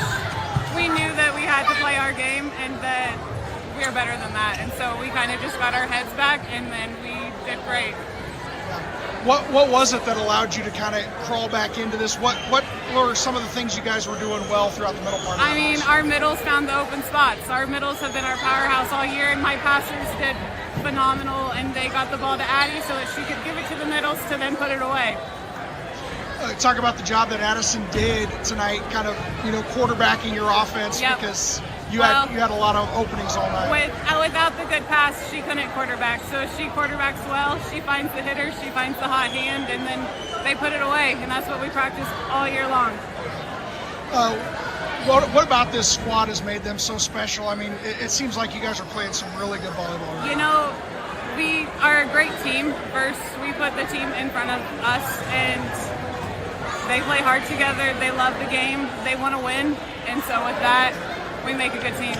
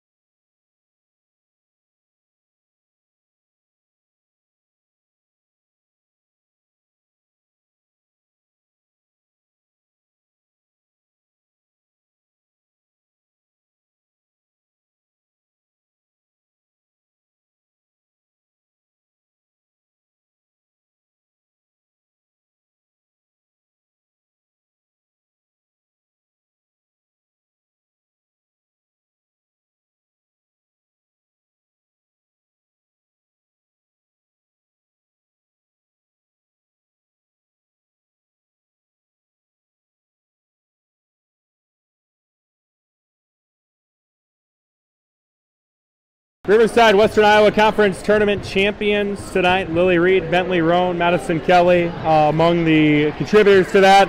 Lily, we'll start with you. How are we feeling with the win tonight? I'm feeling great. This is amazing. This is something we've been looking forward to all season, and I mean, we came and pulled it out tonight. It's very exciting. I know this is a team that's very goal-oriented and has a lot of goals. I know this is one of them. Talk about that. Yeah, I mean, this is a team, like, rival team. Like, we look forward to playing them every year, and it was just kind of go-get-'em mentality. Set 1 was back and forth. Set 2, they get the best of you guys. And you hadn't lost a lot of sets this year. It seemed like you flipped a switch after that. What changed? Yeah, I feel like after that, we were just kind of put on the gas. We were like, we need to go and do it, and so we did. Speak to your night offensively and what you did. Yeah, I was just trying to find the gaps for tooling off the block, swinging big, and getting kills. 100 career blocks for you is what you eclipsed tonight. Tell me what that means. I actually didn't know that I was going to get that, so that's really exciting. I'm very happy.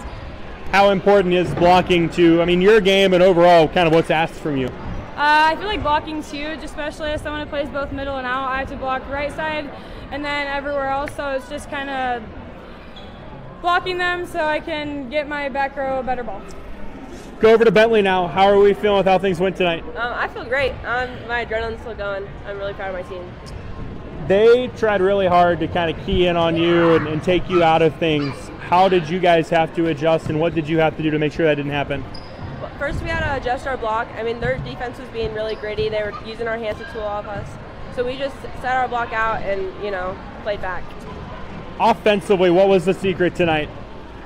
Just to not let down. We kept swinging. We didn't let up. We didn't start tipping only when it was the right spot to stop.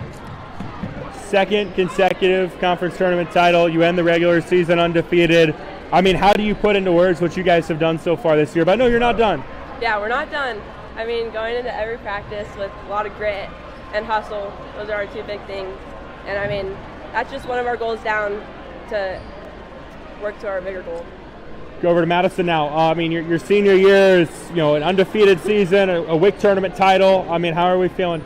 It feels pretty good. I know we've put in a lot, me and Bentley both have put in a lot of years and hours and time into what this program is, and I feel like our leadership has really grown this year, and our team has just really come together really well. Tell me about your night offensively. It felt like a quiet night, and then I looked up and I think you had 9 or 10 kills. Yeah, I kind of am like the sneaky one of the team because I'm just the middle. And a lot of pins get fed balls, but I'm in there and I get tips and I'll get a big kill every once in a while, and I'm just I'm there when I'm needed. Offensively, you guys don't seem to have a weakness. This is probably going to be a pretty fun offense to be a part of. That's definitely true. I know if one person makes an error, it doesn't really matter because the next person is always just going to step up and yeah, everyone, it's just in softball, everyone has their nights, and we just because one person's down doesn't mean the whole team gets down. Undefeated regular season. I'm sure you've got some big goals ahead. How do we go about accomplishing those? One day at a time, every year. We got to take one game at a time. You can never look over anyone. Everyone's going to play their best game against us because we're the highest seed in our bracket, and we have to play our best game against everyone. Ladies, congrats. Thank you. All right, Coach. Another conference tournament title. You end the year your regular season undefeated, but you guys had to earn it. How do you sum up tonight and how you're feeling with how things went? Yeah, I was really proud of our girls. They're resilient. We know that.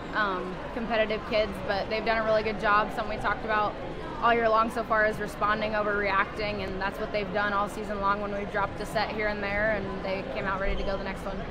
Yeah, set 1 was kind of back and forth, and they hung around before you guys finished it, and then they win set 2. After that, it seemed like you guys just found another level. Speak to how you guys were able to do that.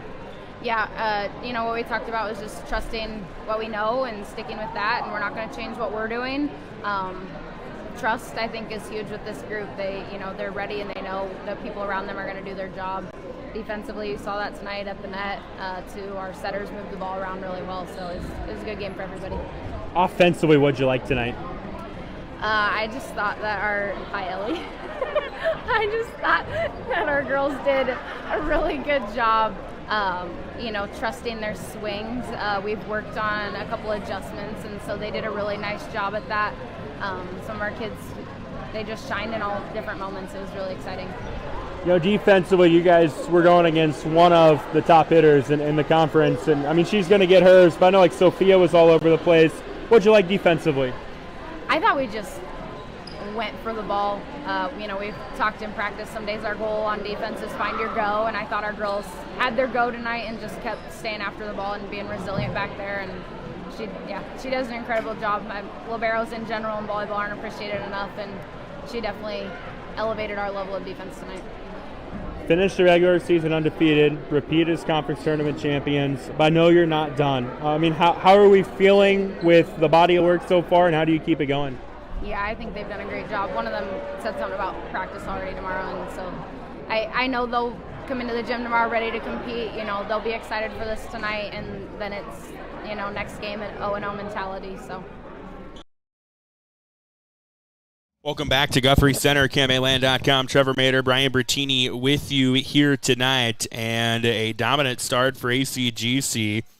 And they take a 42-7 lead into the second half. And Brian Bertini, the Chargers, going to get the ball to start the second half, and we'll see what Coach Cody Mathewson does here. His team up comfortably. Running clock will be in effect to start the second half. Last game of the regular season, postseason looming. A lot to take into account here for Coach Mathewson. Yeah, I don't think we're surprised that we have 49 points. I just think we didn't think it was going to be 42 on one side of it. Again, Riverside did a good job after that first opening touchdown. They responded, make it 7-7. But mistakes and everything. So right now, a little gut check time, I think, for Coach Frayne and his squad right now, Trevin. You got to see what you can respond. And it starts, we got to get a stop and a score. And you just kind of work with that mindset. And it kind of simplifies the game in one sense, doesn't it? Peyton Amdor to kick it away, and Riverside will kind of pooch it towards the boundary, and it takes a hop and goes out of bounds at around the 12-yard line. And if Riverside, I mean, it's no secret, coming back is going to be a very, very, very tall and perhaps unrealistic task. But if you're Coach Frayne and the Bulldogs, you're trying to find positives. You're trying to find things that you can build off, knowing you've got a game next week. You're going to host. They're going to be the runner-up in this district if this result stands. So they're going to have somebody come to their place next week. Yeah, there's no 35-point play. I mean, you can't score 35 points all at once, but it starts with a stop. You get a stop and a score, maybe a turnover. We've seen the ball. There's a lot of moisture. I was down near the field, Trev. There's a lot of moisture on the grass. You can feel it. So all it takes is, as much as ACGC runs the ball, one mishandle, all of a sudden you get the ball here, score, and then see what happens. ACGC will take over on their own 35 starters in the game. Here's a run, Joe Crawford, for a gain of 6. And I'm sure 41. Coach Matheson's message, too, is, guys, ball security. We're going to take care of the football. Let's don't open the door for a team that's as capable as the Riverside Bulldogs to have a chance to come back. Let's slam the door shut by holding on the football. So a gain of 5 for Crawford on first down. He's at 119 yards on 7 carries tonight, 76 of which came on the second play of the game. Riverside is allowed 250 rushing yards tonight from ACGC. 2nd and 5 from the 40. They will hand it off. Schneider breaking out a tackle, still going, carrying Cole Jepson a good 10 yards. Brought down at the 29, and that is, again, when the squats pay off, as Brexton Schneider had Cole Jepson latched onto his hips, and he just kept the legs moving. And his shoulders are parallel to that goal line. They're right there, and, he just bullied, like you said, he just drug a defender about 8-10 yards, and just like that, suddenly now the field is flipped, and the Chargers, on the attack again here, looking to see if they can continue to add some points here to their total. Gain of 30 for Schneider. He's over 100 yards on the night. ACGC will bring the play in from the sideline. They've got a 1st and 10 on the Riverside 29-yard line. 10.5 to go here in the third. Scram out of the flex bone. Will option pitch to Crawford. Crawford gets by a defender. 20, 10, 5. Touchdown ACGC. And no flags. Joe Crawford goes to the end zone. That was just a great executed option pitch right there. Schramm did a nice job, waited to the guy committed on Schneider, pitched it out. Crawford, good block on the edge right there. His speed at the edge, finished it off, and ACGC picks up the left off, Trev. They get a possession, they score.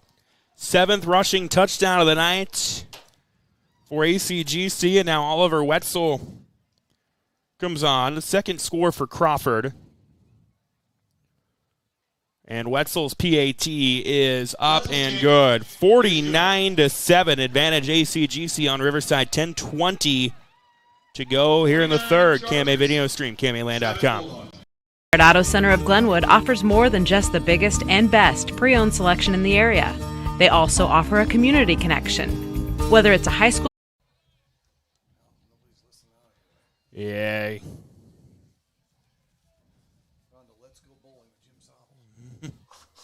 Welcome back to Guthrie Center KMA video stream online, KMAland.com. ACGC scores again. It's 49-7 now in favor of the Chargers, and the ensuing kick goes out of bounds. About the only thing that hasn't gone well is the intentional onside kick that kind of rolls out of bounds. Other than that, Chargers have been pretty flawed. I mean, Coach Matheson, you're always going to find something that you can improve on, but from our vantage point, there's not a lot to improve on tonight. Yeah, I mean, special teams, they've done what they wanted to do. Special teams-wise, they've had a couple big plays go their way in that category in terms of recovering a fumble. They've won the turnover margin. They had the passing game connect on a couple of big plays. Right.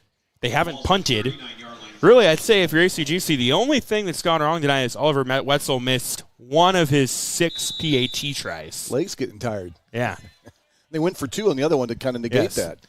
Here's a run, Jackson Gordon right side. Gordon up to the 43 before being brought down. So a gain of 4. Gordon on the carry, brought down by Christensen. For the Bulldogs. Probably the point, too, where Coach Matheson's going to start phasing out some of his frontline guys now, getting some guys in. As you mentioned, you've got to start thinking about next week, that playoff game that's looming ahead. You want to make sure you're healthy. You don't want one of those banged-up injuries that you don't need right now when you have a 42-point lead. Yeah. For what it's worth, Jackson Gordon is averaging 7 yards per carry, and they'll run him out of a wildcat. Gordon gets about 2 yards before being twisted down. A flag comes flying in late. Be a late hit of some kind, possibly, or Jackson Gordon's got to come out for at least one play. The helmet came off. Well, I believe if it's a penalty that enforced the helmet coming off, I don't He can stay. think he has to. It's a face mask on ACGC, so again, since the penalty is why the helmet came off, he does not have to come off the field, I don't believe. He's definitely not acting like he's coming off the field.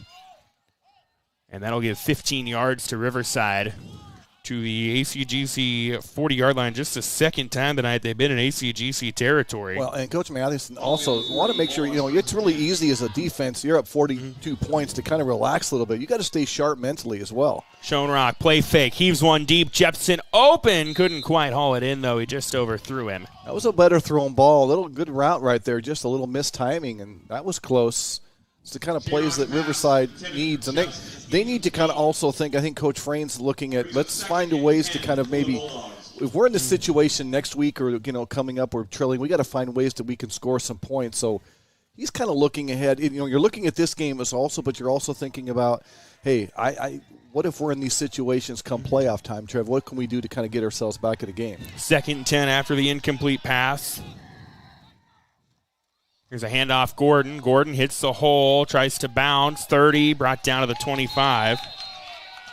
Gordon on the carry. Well, he's shifty, too. That was a nice job by him to kind of follow his blocks. He went to bounce outside, jammed back inside, picked up an extra 6 or 7 yards. And again, Coach Frain would love to see his offense kind of get going. They had that one answer. They answered right away on that second possession. In the first drive, they were moving the ball well. They had a hold on 2nd and 6 that made it 2nd and 16. Couldn't make up for it there. And then since then, turnovers. And then they had one drive fizzle out at midfield. Oh, reverse it. Gordon originally got it. He hands it off Amdor. He's got all kinds of room. He's going to score, but a hold's going to come in. Yep, I think believe it was Allensworth, Keegan Allensworth. And he didn't have to. I think the ball carried already gone by him, Trev. It's one of those where there's 2 flags on the ground, so maybe the same guy got caught twice. Yeah, it's going to come back. It was a nice play, but that block or that hold might have been the one that kind of helped spring him a little bit too.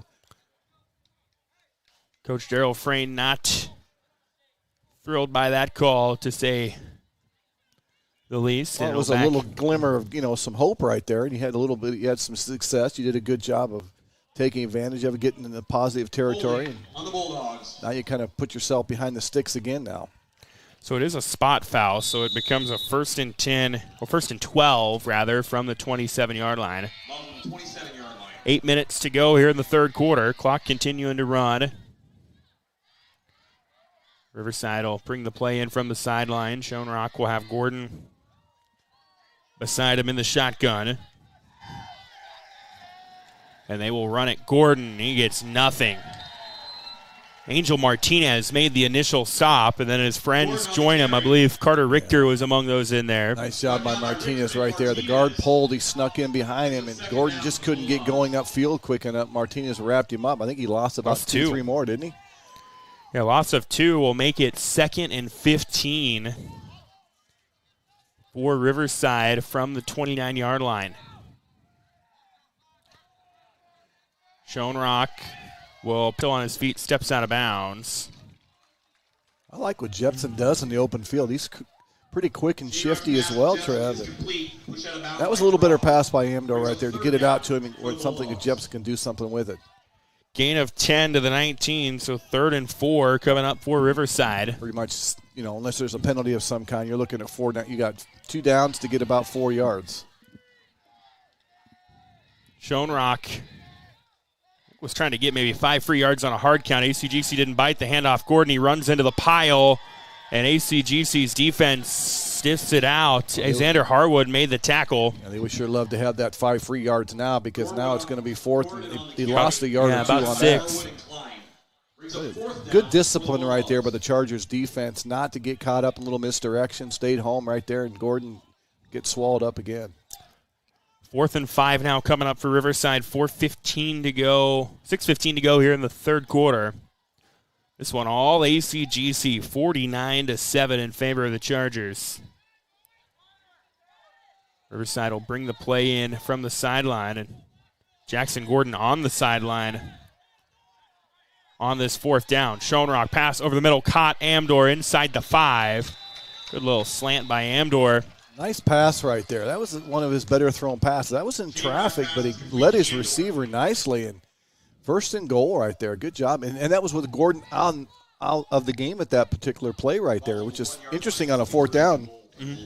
But worked out well for the Bulldogs. So 1st and goal from the 1. Gordon back into the game for Riverside. He'll be on the left hip of Shone Rock in the shotgun. They put Jepson in motion. Give Gordon. He is fighting, and he is into the end zone. Touchdown, Riverside. 2nd one of the night for Jackson Gordon. Nice little misdirection. Gordon barreled in, and that's a nice little relief for him. Again, that was been quite a long time coming. He got it on the second possession of the game for them to score that touchdown. So Bulldogs get a little offensive spark here in the second half. So now the PAT for Riverside. Again, they go to the swinging gate. And then Shane Rock, the holder. Court Rican will be the kicker for them. And they're trying to bring a man on late. I think they realized they only had 10 guys. And they're not going to get the playoff in time. And that'll prompt a delay of game penalty. So now that conversion will come from the 7-yard line.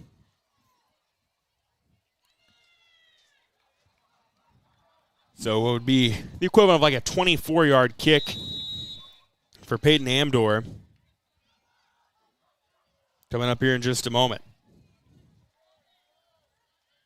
Amdor's kick was, I don't know if it was so much blocked as it was not a great snap to hold. There was a lot of gray shirts back there, too. I think he just elected not to kick it very hard. So ends up being a line drive kick, but Riverside gets their first touchdown of the third quarter, first touchdown since early first quarter. 49-13 ACGC, KMA video stream. Of our community begins with you. Your journey to a degree in healthcare starts at Iowa Western Community College. Take the pulse of high-demand healthcare careers at our state-of-the-art simulation center. A degree as a certified nursing assistant makes the rounds at our Iowa Western locations. In the waiting room in Council Bluffs, Clarinda, and Harlan is a practical nursing degree. Scholarships and tuition assistance are available. Good health in Southwest Iowa begins with you. Start your career in healthcare at Iowa Western Community College. Register at iwcc.edu. Well, Jackson Gordon's second score of the night, 26th of the year, gives Riverside their first points since early in the first quarter. And stops what had been 42 unanswered from ACGC, 49-13. ACGC leading with 5:16 to go. Well, I mean, if you're Coach Frayne, you might as well try to see if you can do an onside kick, get your hands on a ball and see what happens here, Trev. And, if nothing else, maybe get this underneath the running clock, and take it from there. So Riverside will go onside kick. I wondered if we wouldn't see those. They had a chance to get it. There's a scramble forward, and I think Riverside got it. Did it? Took kind of a weird bounce. Gordon came up with it. It went 10 yards, then it went backwards toward the Riverside team, and it couldn't draw that up any better. So just like that, another extra possession. You talked about trying to steal a possession, Trev, and there's one of them right there. Yeah, I would say if you're Riverside from here on out, you're probably doing that. Well, you have to score, though, to get that opportunity to get it. So, yeah, you got to do something with it here. Down 49-13. Now they're going to check. ACGC is trying to argue the ball didn't go 10 yards, but if it's touched by an ACGC defender first, it doesn't matter. Riverside did not touch it. Now a little bit more of a conference for the officials. And, of course, there's no replay. There's nobody able to go back and look at it, so it's pretty much all in the view of the officials on the field. Yeah, Riverside did not touch it until where it is spotted at right now, which would be the 47. You're kicking from the 35, or 48, so you're kicking from 35. So would have gone 13 yards, and the conversation is over, and it will be Riverside football on the 48-yard line. So the Bulldogs trying to use this possession. Schoenrock, play action receiver stumbled.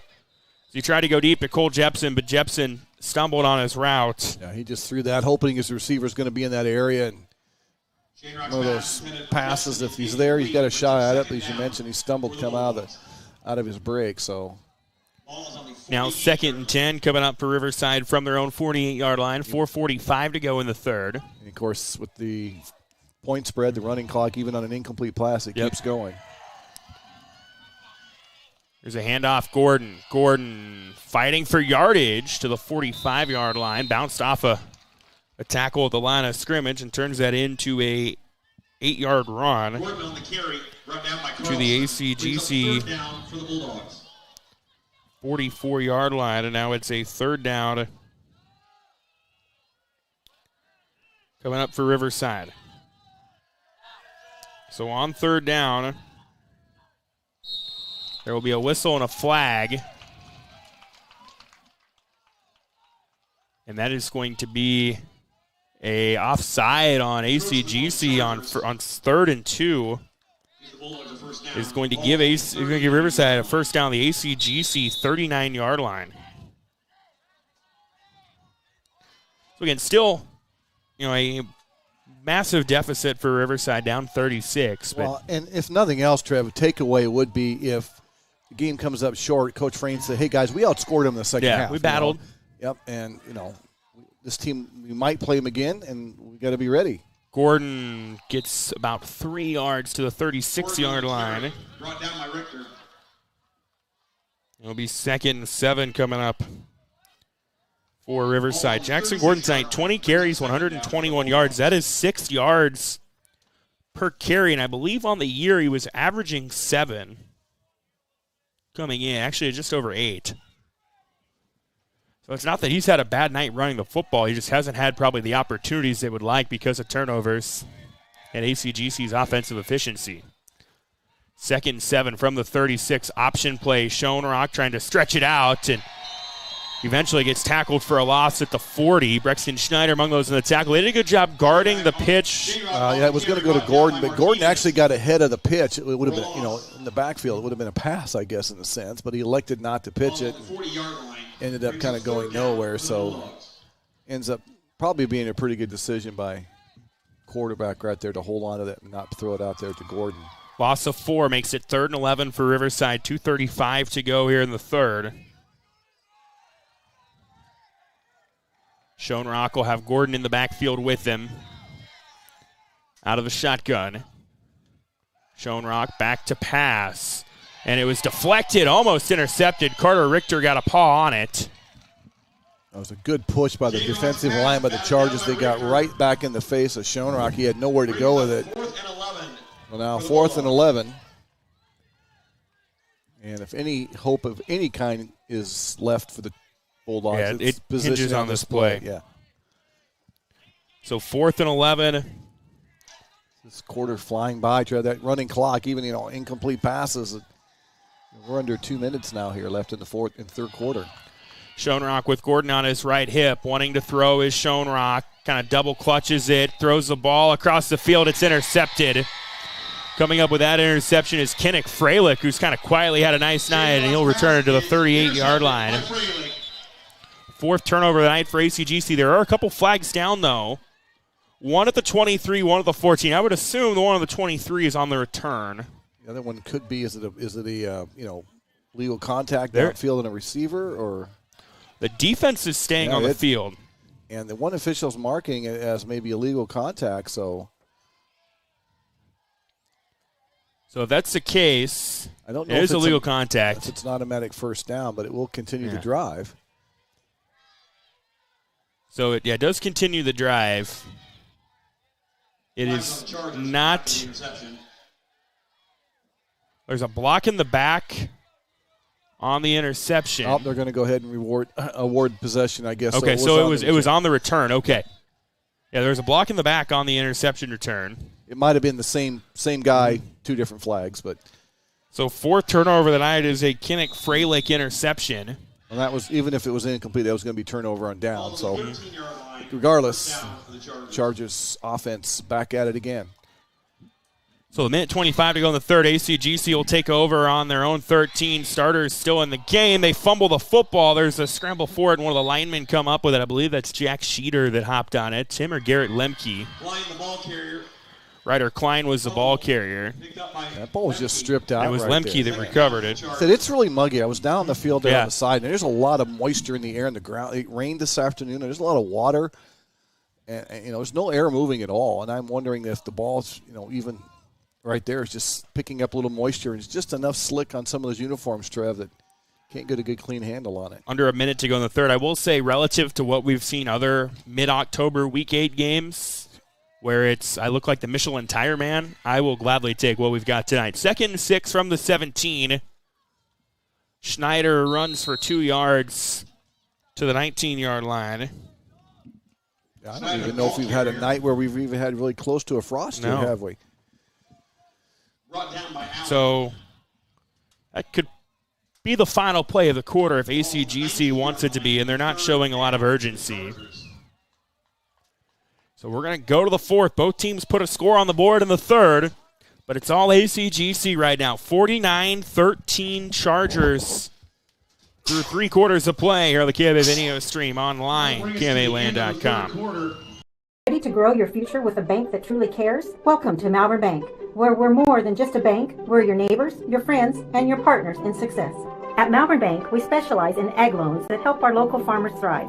Whether you're planting seeds for the future or expanding your current operations, we've got the financing solutions to help your farm flourish.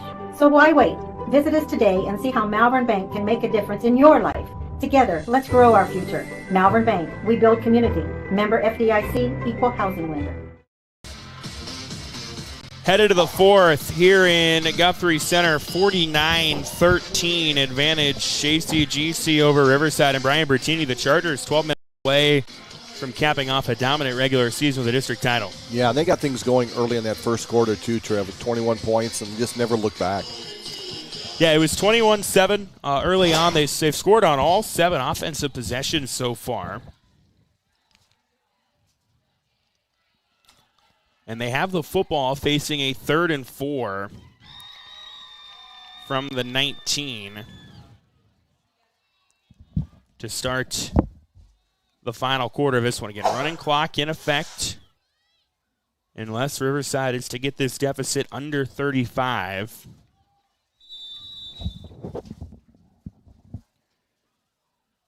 So a 3rd down for ACGC coming up to start the 4th quarter.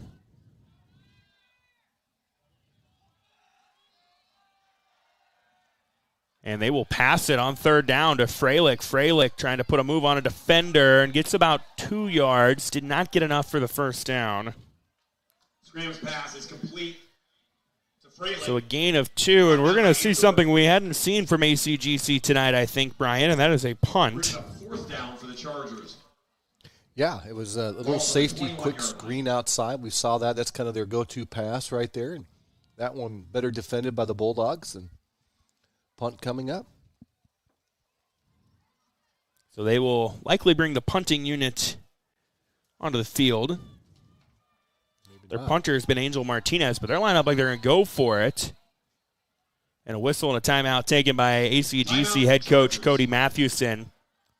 So 11-16 to go in this game. The Chargers on their way to an A District 7 title, and with it, the guarantee of at least one home playoff game. If they win that first game, they would be guaranteed a second one, and the way the Iowa High School Athletic Association state rankings are lining up, ACGC would be in a position that every playoff game they had up until the Dome at the semifinals would be played right here in Guthrie Center. Oh, that would fit them well. They got that game last year here at Tri-Center. We did that one. That was a heck of a ball game, but Tri-Center was just a little bit more solid, more balanced offensively, and they showed that all the way to the Dome and winning the Class A title.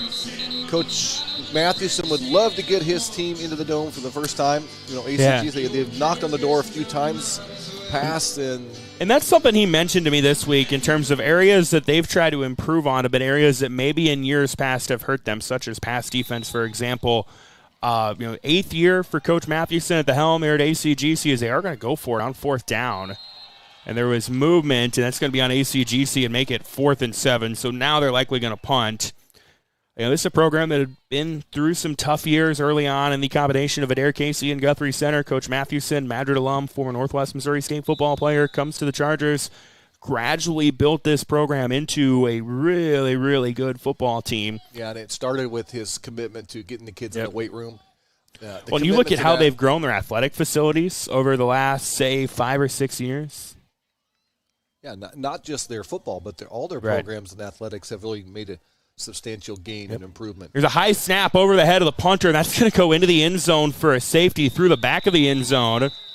And with that, Brian, Riverside will get – hold on, there's a flag down on the far side. So if that's a procedural penalty that was a dead ball, then the safety would be a moot point. Legal shift. It's a legal shift. And Riverside will decline it and take the 2 points. So the snap goes through the back of the end zone for a safety. And it'll be 49-15. And with that, that stops the running clock as we get below the 35-point threshold. And it's 49-15. Well, maybe Coach Mathewson knew something about not trying to punt. Snap. They hadn't done a lot of practice on that. So now Riverside will get the football back. 10:15 to go. 10:50 to go here in this one. And they will free kick it to the Bulldogs. The free kick, of course, coming from the 20 now. Mm-hmm. So you can choose to punt or kick it off the tee. And I think they were going to kick it off the tee, and it fell off. And we've got all kinds of whistles from the officials, and now ACGC will free kick it away with Oliver Wetzel. Riverside's returners stand on the 35-yard line. Wetzel really having a hard time trying to get it on the tee. You mentioned the field might be a little wet down there. Some would say moist. And Wetzel will kick it away, and this will be returned by Jepson to the 36. They'll reverse it to Gordon. Gordon up to the 48-yard line of ACGC before being brought down, and now Riverside will be in business. Well, now, as you mentioned, the clock will stop on an incomplete pass or a ball, out of bounds. And so right now, if you're Riverside, if you find a way to punch something in, I'm not saying you can come all the way back, but you get a little momentum. It kind of changes the feel of how this game kind of closes, doesn't it? Very much so. So now they'll take over right at midfield on the 50-yard line. Will Riverside. Especially if you can find a way to get a quick score here, maybe within a minute or so here, and then, have a chance at another onside kick. They've already covered one here in the second half. So now Schoenrock with Gordon on his right hip. They put Jepson in motion. They will run it. Schoenrock. That's not something they do a lot. He put the ball on the ground, and there's a scramble forward. It was almost picked up by one of the ACGC linebackers. I think that was Crawford. I think he was going to try scoop and score. Yeah, and he had all kinds of green. ACGC does pounce on it. I think there's a lot of moisture on that ball. It's sitting on the ground. The center's got it, so half the ball has got a little bit of moisture on it. And both these teams have been pretty sure-handed all year, Travis. I just think that there's something to be said for that. But, yeah, so all that little safety and everything kind of negated right there, and the ball goes right back in the hand of the Chargers offense. So now ACGC will take over on their own 49-yard line. 10:33 to go in this one. Up 49-15. They will hand it off. Schneider. Schneider lowers their shoulder and picks up some yardage to picks up about 7 yards. We thought that maybe at some juncture here, Coach Matheson might start pulling some of his players, but he's yet to do that, and I think maybe that's predicated by that last score a little bit. And I'll also argue, too, playing maybe a little bit devil's advocate, this is an ACGC team that I believe they played one game that has not been running clock, and that was against Mount Ayr. Madrid, I guess, was an 18-point game, so 2 of their 7 games were running clock games where it was out of hand. So you haven't had a lot of games where you got to go the distance. This is not a situation where you're necessarily running up the score. It's not like ACGC is doing anything, crazy or out of what they do. They're just doing what they do. And they will run it Joe Crawford. And you're right. Forward just for a couple more yards. The conditioning and the ability of your players to finish a 4-quarter game that as you advance further in the playoffs, the teams you're going to play, the quality of opponents is going to force you to play a game that's going to be a little bit more Now, complete. if you go like triple reverse pass or something, or go for it on 4th and 9, that might be one thing. But they're just running their offense. So my friend Tom Moore would say there's a difference between running up the score and running your offense. And right now, ACGC's offenses ran wild tonight, and they're trying to keep it going. It's just a case of it's just an option dive, and if they happen to break through and you don't get them, they're going to score. 9 minutes to go in this one. We'll put Crawford in motion. They give to Klein on the buck sweep. Klein first down and more. 20, 10, 5, and Ryder Klein's got his second touchdown of the night. He goes 42 yards. A little cross action right there. They get him going through. He gets on the outside, and he's got a little bit of deceptive speed too, doesn't he? Yeah, this is an ACGC team. They're fast. They're physical. They were a state trophy team in track and field. I know Schneider, one of the guys who was a part of that. Joe Crawford, a part of that as well. So a touchdown run by Klein. He's now at 88 yards on the night. As Wetzel will come on for the PAT, and that one was short. I don't think he got under it cleanly. He might have slipped on the grass a little bit, so the kick no good. 55-15, running clock back in effect here in Guthrie Center with 8:50 to go. Kevin video stream.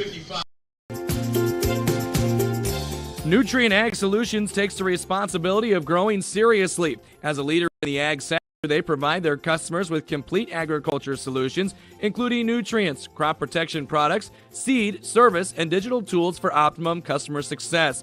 Talk with Nutrient Ag Solutions in Westboro, Coyne, Percival, and Essex. Nutrient Ag Solutions, transforming agriculture and feeding the future. Well, Ryder Klein touchdown makes it 55-15 in favor of ACGC with 8:50 to go here in this final regular season game. ACGC on their way to a Class A District 7 title. Oh, it's nothing fancy about what they do, is it, Trev? No, it is. If you're a fan of like old school football, this is your type of game and really kind of your type of program. Coach Matheson, of course, a disciple, played under the late Randy Hinkle at Madrid. Of course, Randy's son Brock at Madrid now. And this is the offense that he used. He kind of turned around a Madrid program that had no success in the 80s and 90s, and just discipline and execute. And you can see the benefits of that. And Coach Matheson has had his kids buy in at this and other levels, and it's reaped its rewards.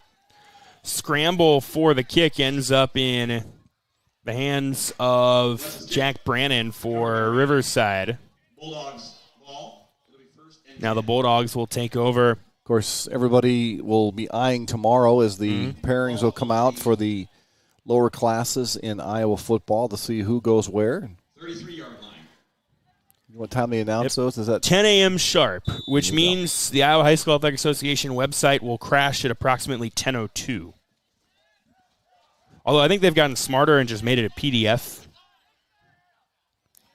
Riverside takes over on the 33. Swing pass. Jackson Gordon gets by a defender and up the sideline and out of bounds at around the 48-yard line. So a gain of 15 on the swing from Schoenrock. I was surprised they didn't do more of that earlier. I mean, he's so good out of the backfield. And if you can get in the ball even behind the line of scrimmage like that, he can make guys miss, Trev, so fast. And he can just pick up 10, 12 yards right there just so quick.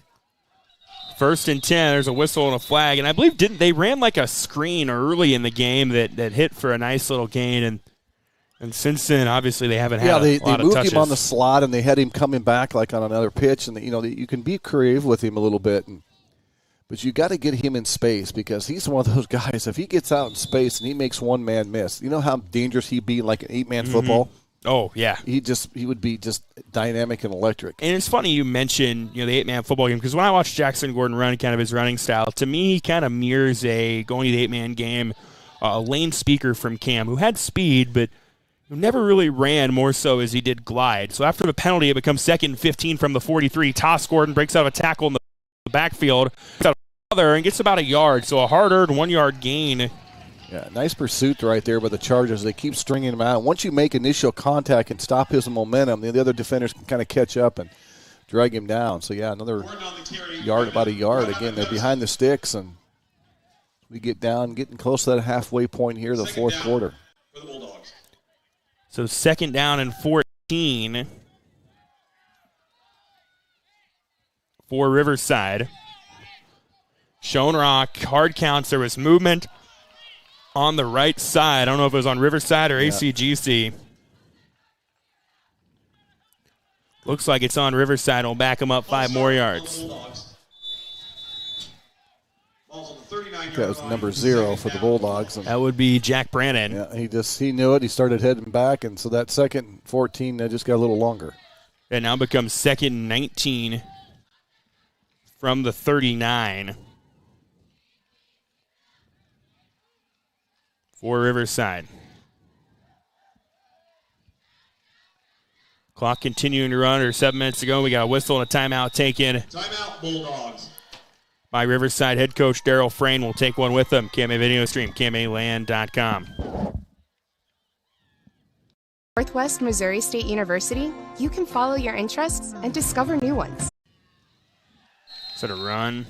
Gordon. Gordon on the carry, brought down by Stringer and Martins.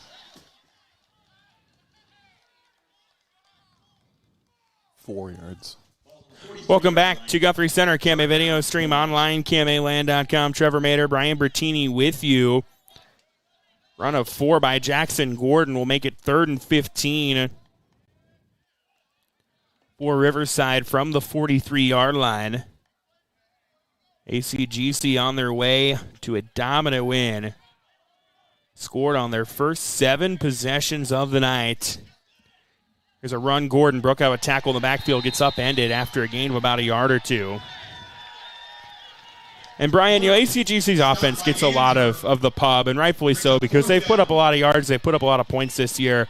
But I know, like with talking to Coach Mathewson this week, the defense has probably been the most impressive thing to him, how well they played this year. And tonight, Jackson Gordon's going to get his. Tonight's been a good sign of how good they've been defensively. Yeah, and they've done it different ways. They got good pursuit on the line. They're getting a good push by their defensive line to get in the backfield, disrupt. And they execute. They tackle real well. They got good speed on the backside with some of those guys as well. So, yeah, they're complete.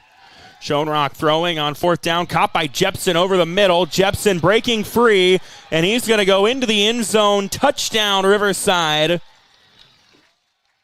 Gain a 56-yard touchdown from Landon Schoenrock to Cole Jepson. Nice pass by Schoenrock right there. Threw it around the money, and Jepson caught it in stride and missed. Maybe one guy missed and outran the rest. And the Bulldogs, like I said, a little bit of glimmer, a little bit of hope here in the second half as they put up some points here.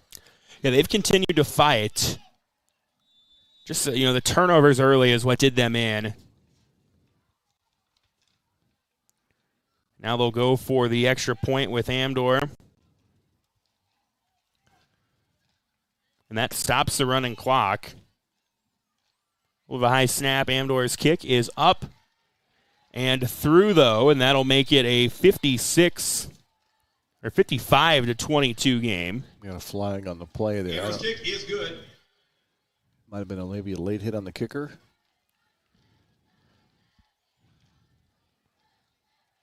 Looks like Coach Freen wants to. Do you want it on the kickoff, or you want to redo the try? So he'll take the point and probably assess that on the kick, which means we'll have an onside kick coming up, won't we?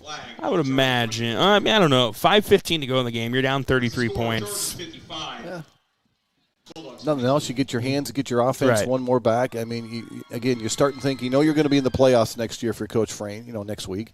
So it's a matter of how do we keep our guys, show them that we're always battling, we're always thinking about the next possession, find a way to score. So now Riverside will kick it away from the 45-yard line. A few more handsy guys up on the front of the line for the Chargers there, Trev. Klein. With 5:15 to go in this game. Riverside will kick it away with Peyton Amdor. They recovered one onside kick earlier on.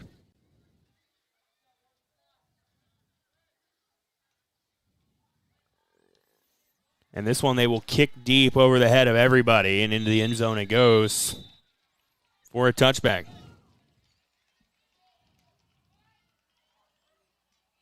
So now ACGC will take over at the 20-yard line. See if the starters are still out there, if there's some new guys into the game for Coach Mathewson's Chargers.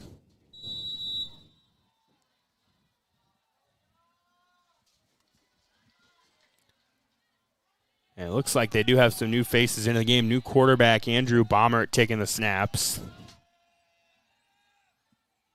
We'll give some new faces some reps, and here's a run on first down up the middle. With the run was Lane Stringer. Nice run. And don't underestimate the few importance of these guys getting a little playing time right now because, again, as you approach playoffs, a guy gets dinged, he has to sit out a play or two. You want to be able to have somebody you can plug in there and carry the load maybe for a few plays, Trev, or, even longer than that if needed. So a gain of 7 for Stringer makes it 2nd and 3 coming up for ACGC. It's an ACGC offense that ran for 374 yards. Joe Crawford, 9 carries, 151. Brexton Schneider, 7 for 114. Ryder Klein, 10 for 88. Crawford and Klein scored twice. Schneider 4 times. They will run it again. Stringer gets 3 yards. And I bet Cody Matheson would love to go back about 30-some years ago before the semifinals used to be played outside. I think 1999, I believe, was the first year. Play all those outside. So this offense is built for outside, cold, warm, whatever. And he would love to play a semifinal game, I think, in November outside with this offense. But he'll gladly take his team up there and put on the turf inside the Unidome if need be. But you got to get there first, and they've done everything they need to do at this point so far, Trev, to put themselves in position for that. A team with this kind of speed and athleticism on the turf inside in November could be fun. There's a handoff through the traffic for a couple yards. We have Stringer again. Class A picture, MMCRU is kind of the consensus number 1 team.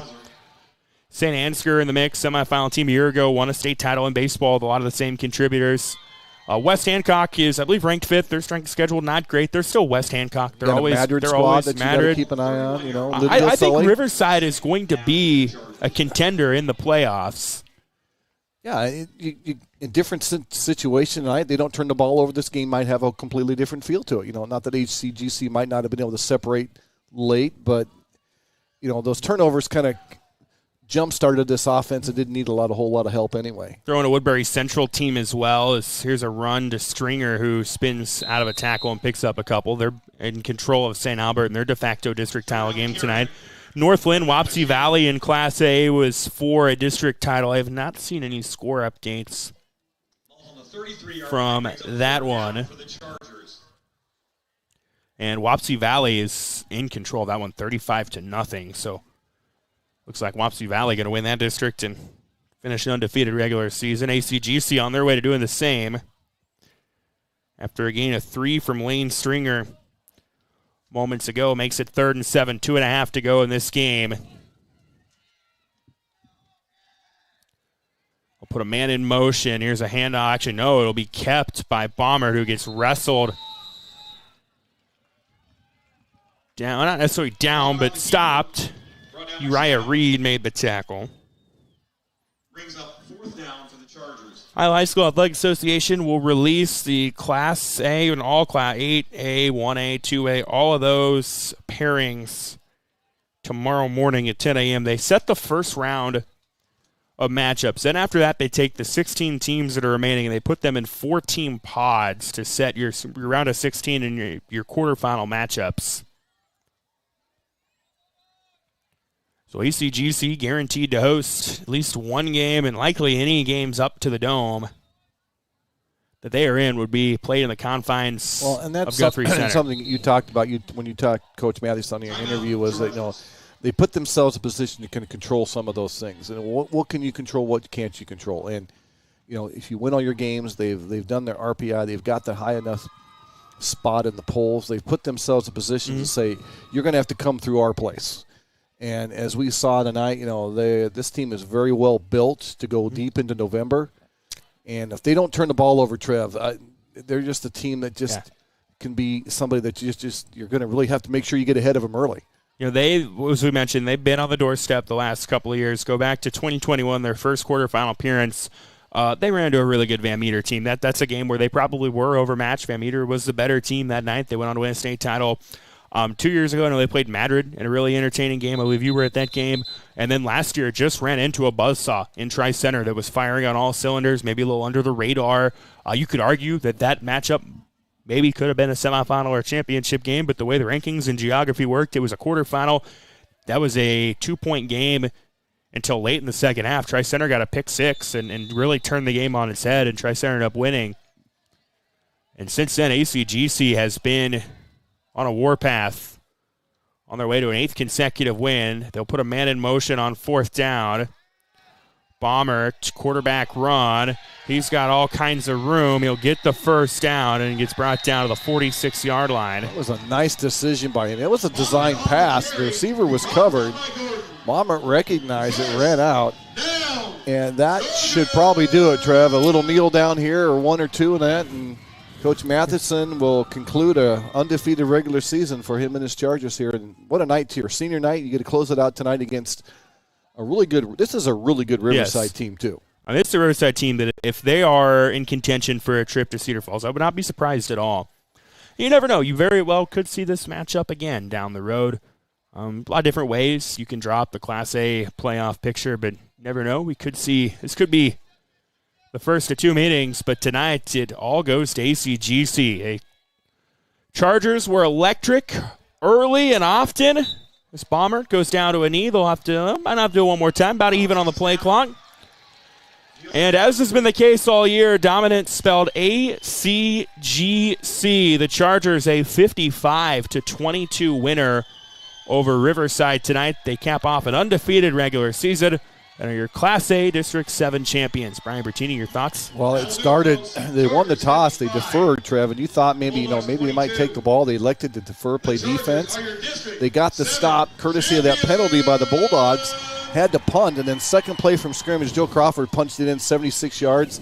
Riverside did a nice job responding, tied at 7-7, and then it just kind of, the gates just kind of unleashed right there. The turnovers and inability of the Riverside Bulldogs to stop this very potent ground game of the Chargers. The next thing you know, it was 42-7.5, and just kind of snowball from there. So Coach Matheson and his squad, congrats on the district title, and like I said, they'll wait eagerly tomorrow and see what happens for the playoffs. 393 rushing yards for ACGC tonight, and they are your district champion. They go to 8-0 on the year, as you mentioned. They will wait and see who they will face to open the postseason. As for Riverside, they dropped to 6-2 on the year. They'll be the runner-up in A District 7, so they're guaranteed to host at least one game there next Friday night in Oakland. We'll tell you all about tonight's game later on KMAland.com. You've listened to high school football on the KMA video stream where ACGC was a 55-22 winner. Saying so long for KMA Sports and Brian Bridge.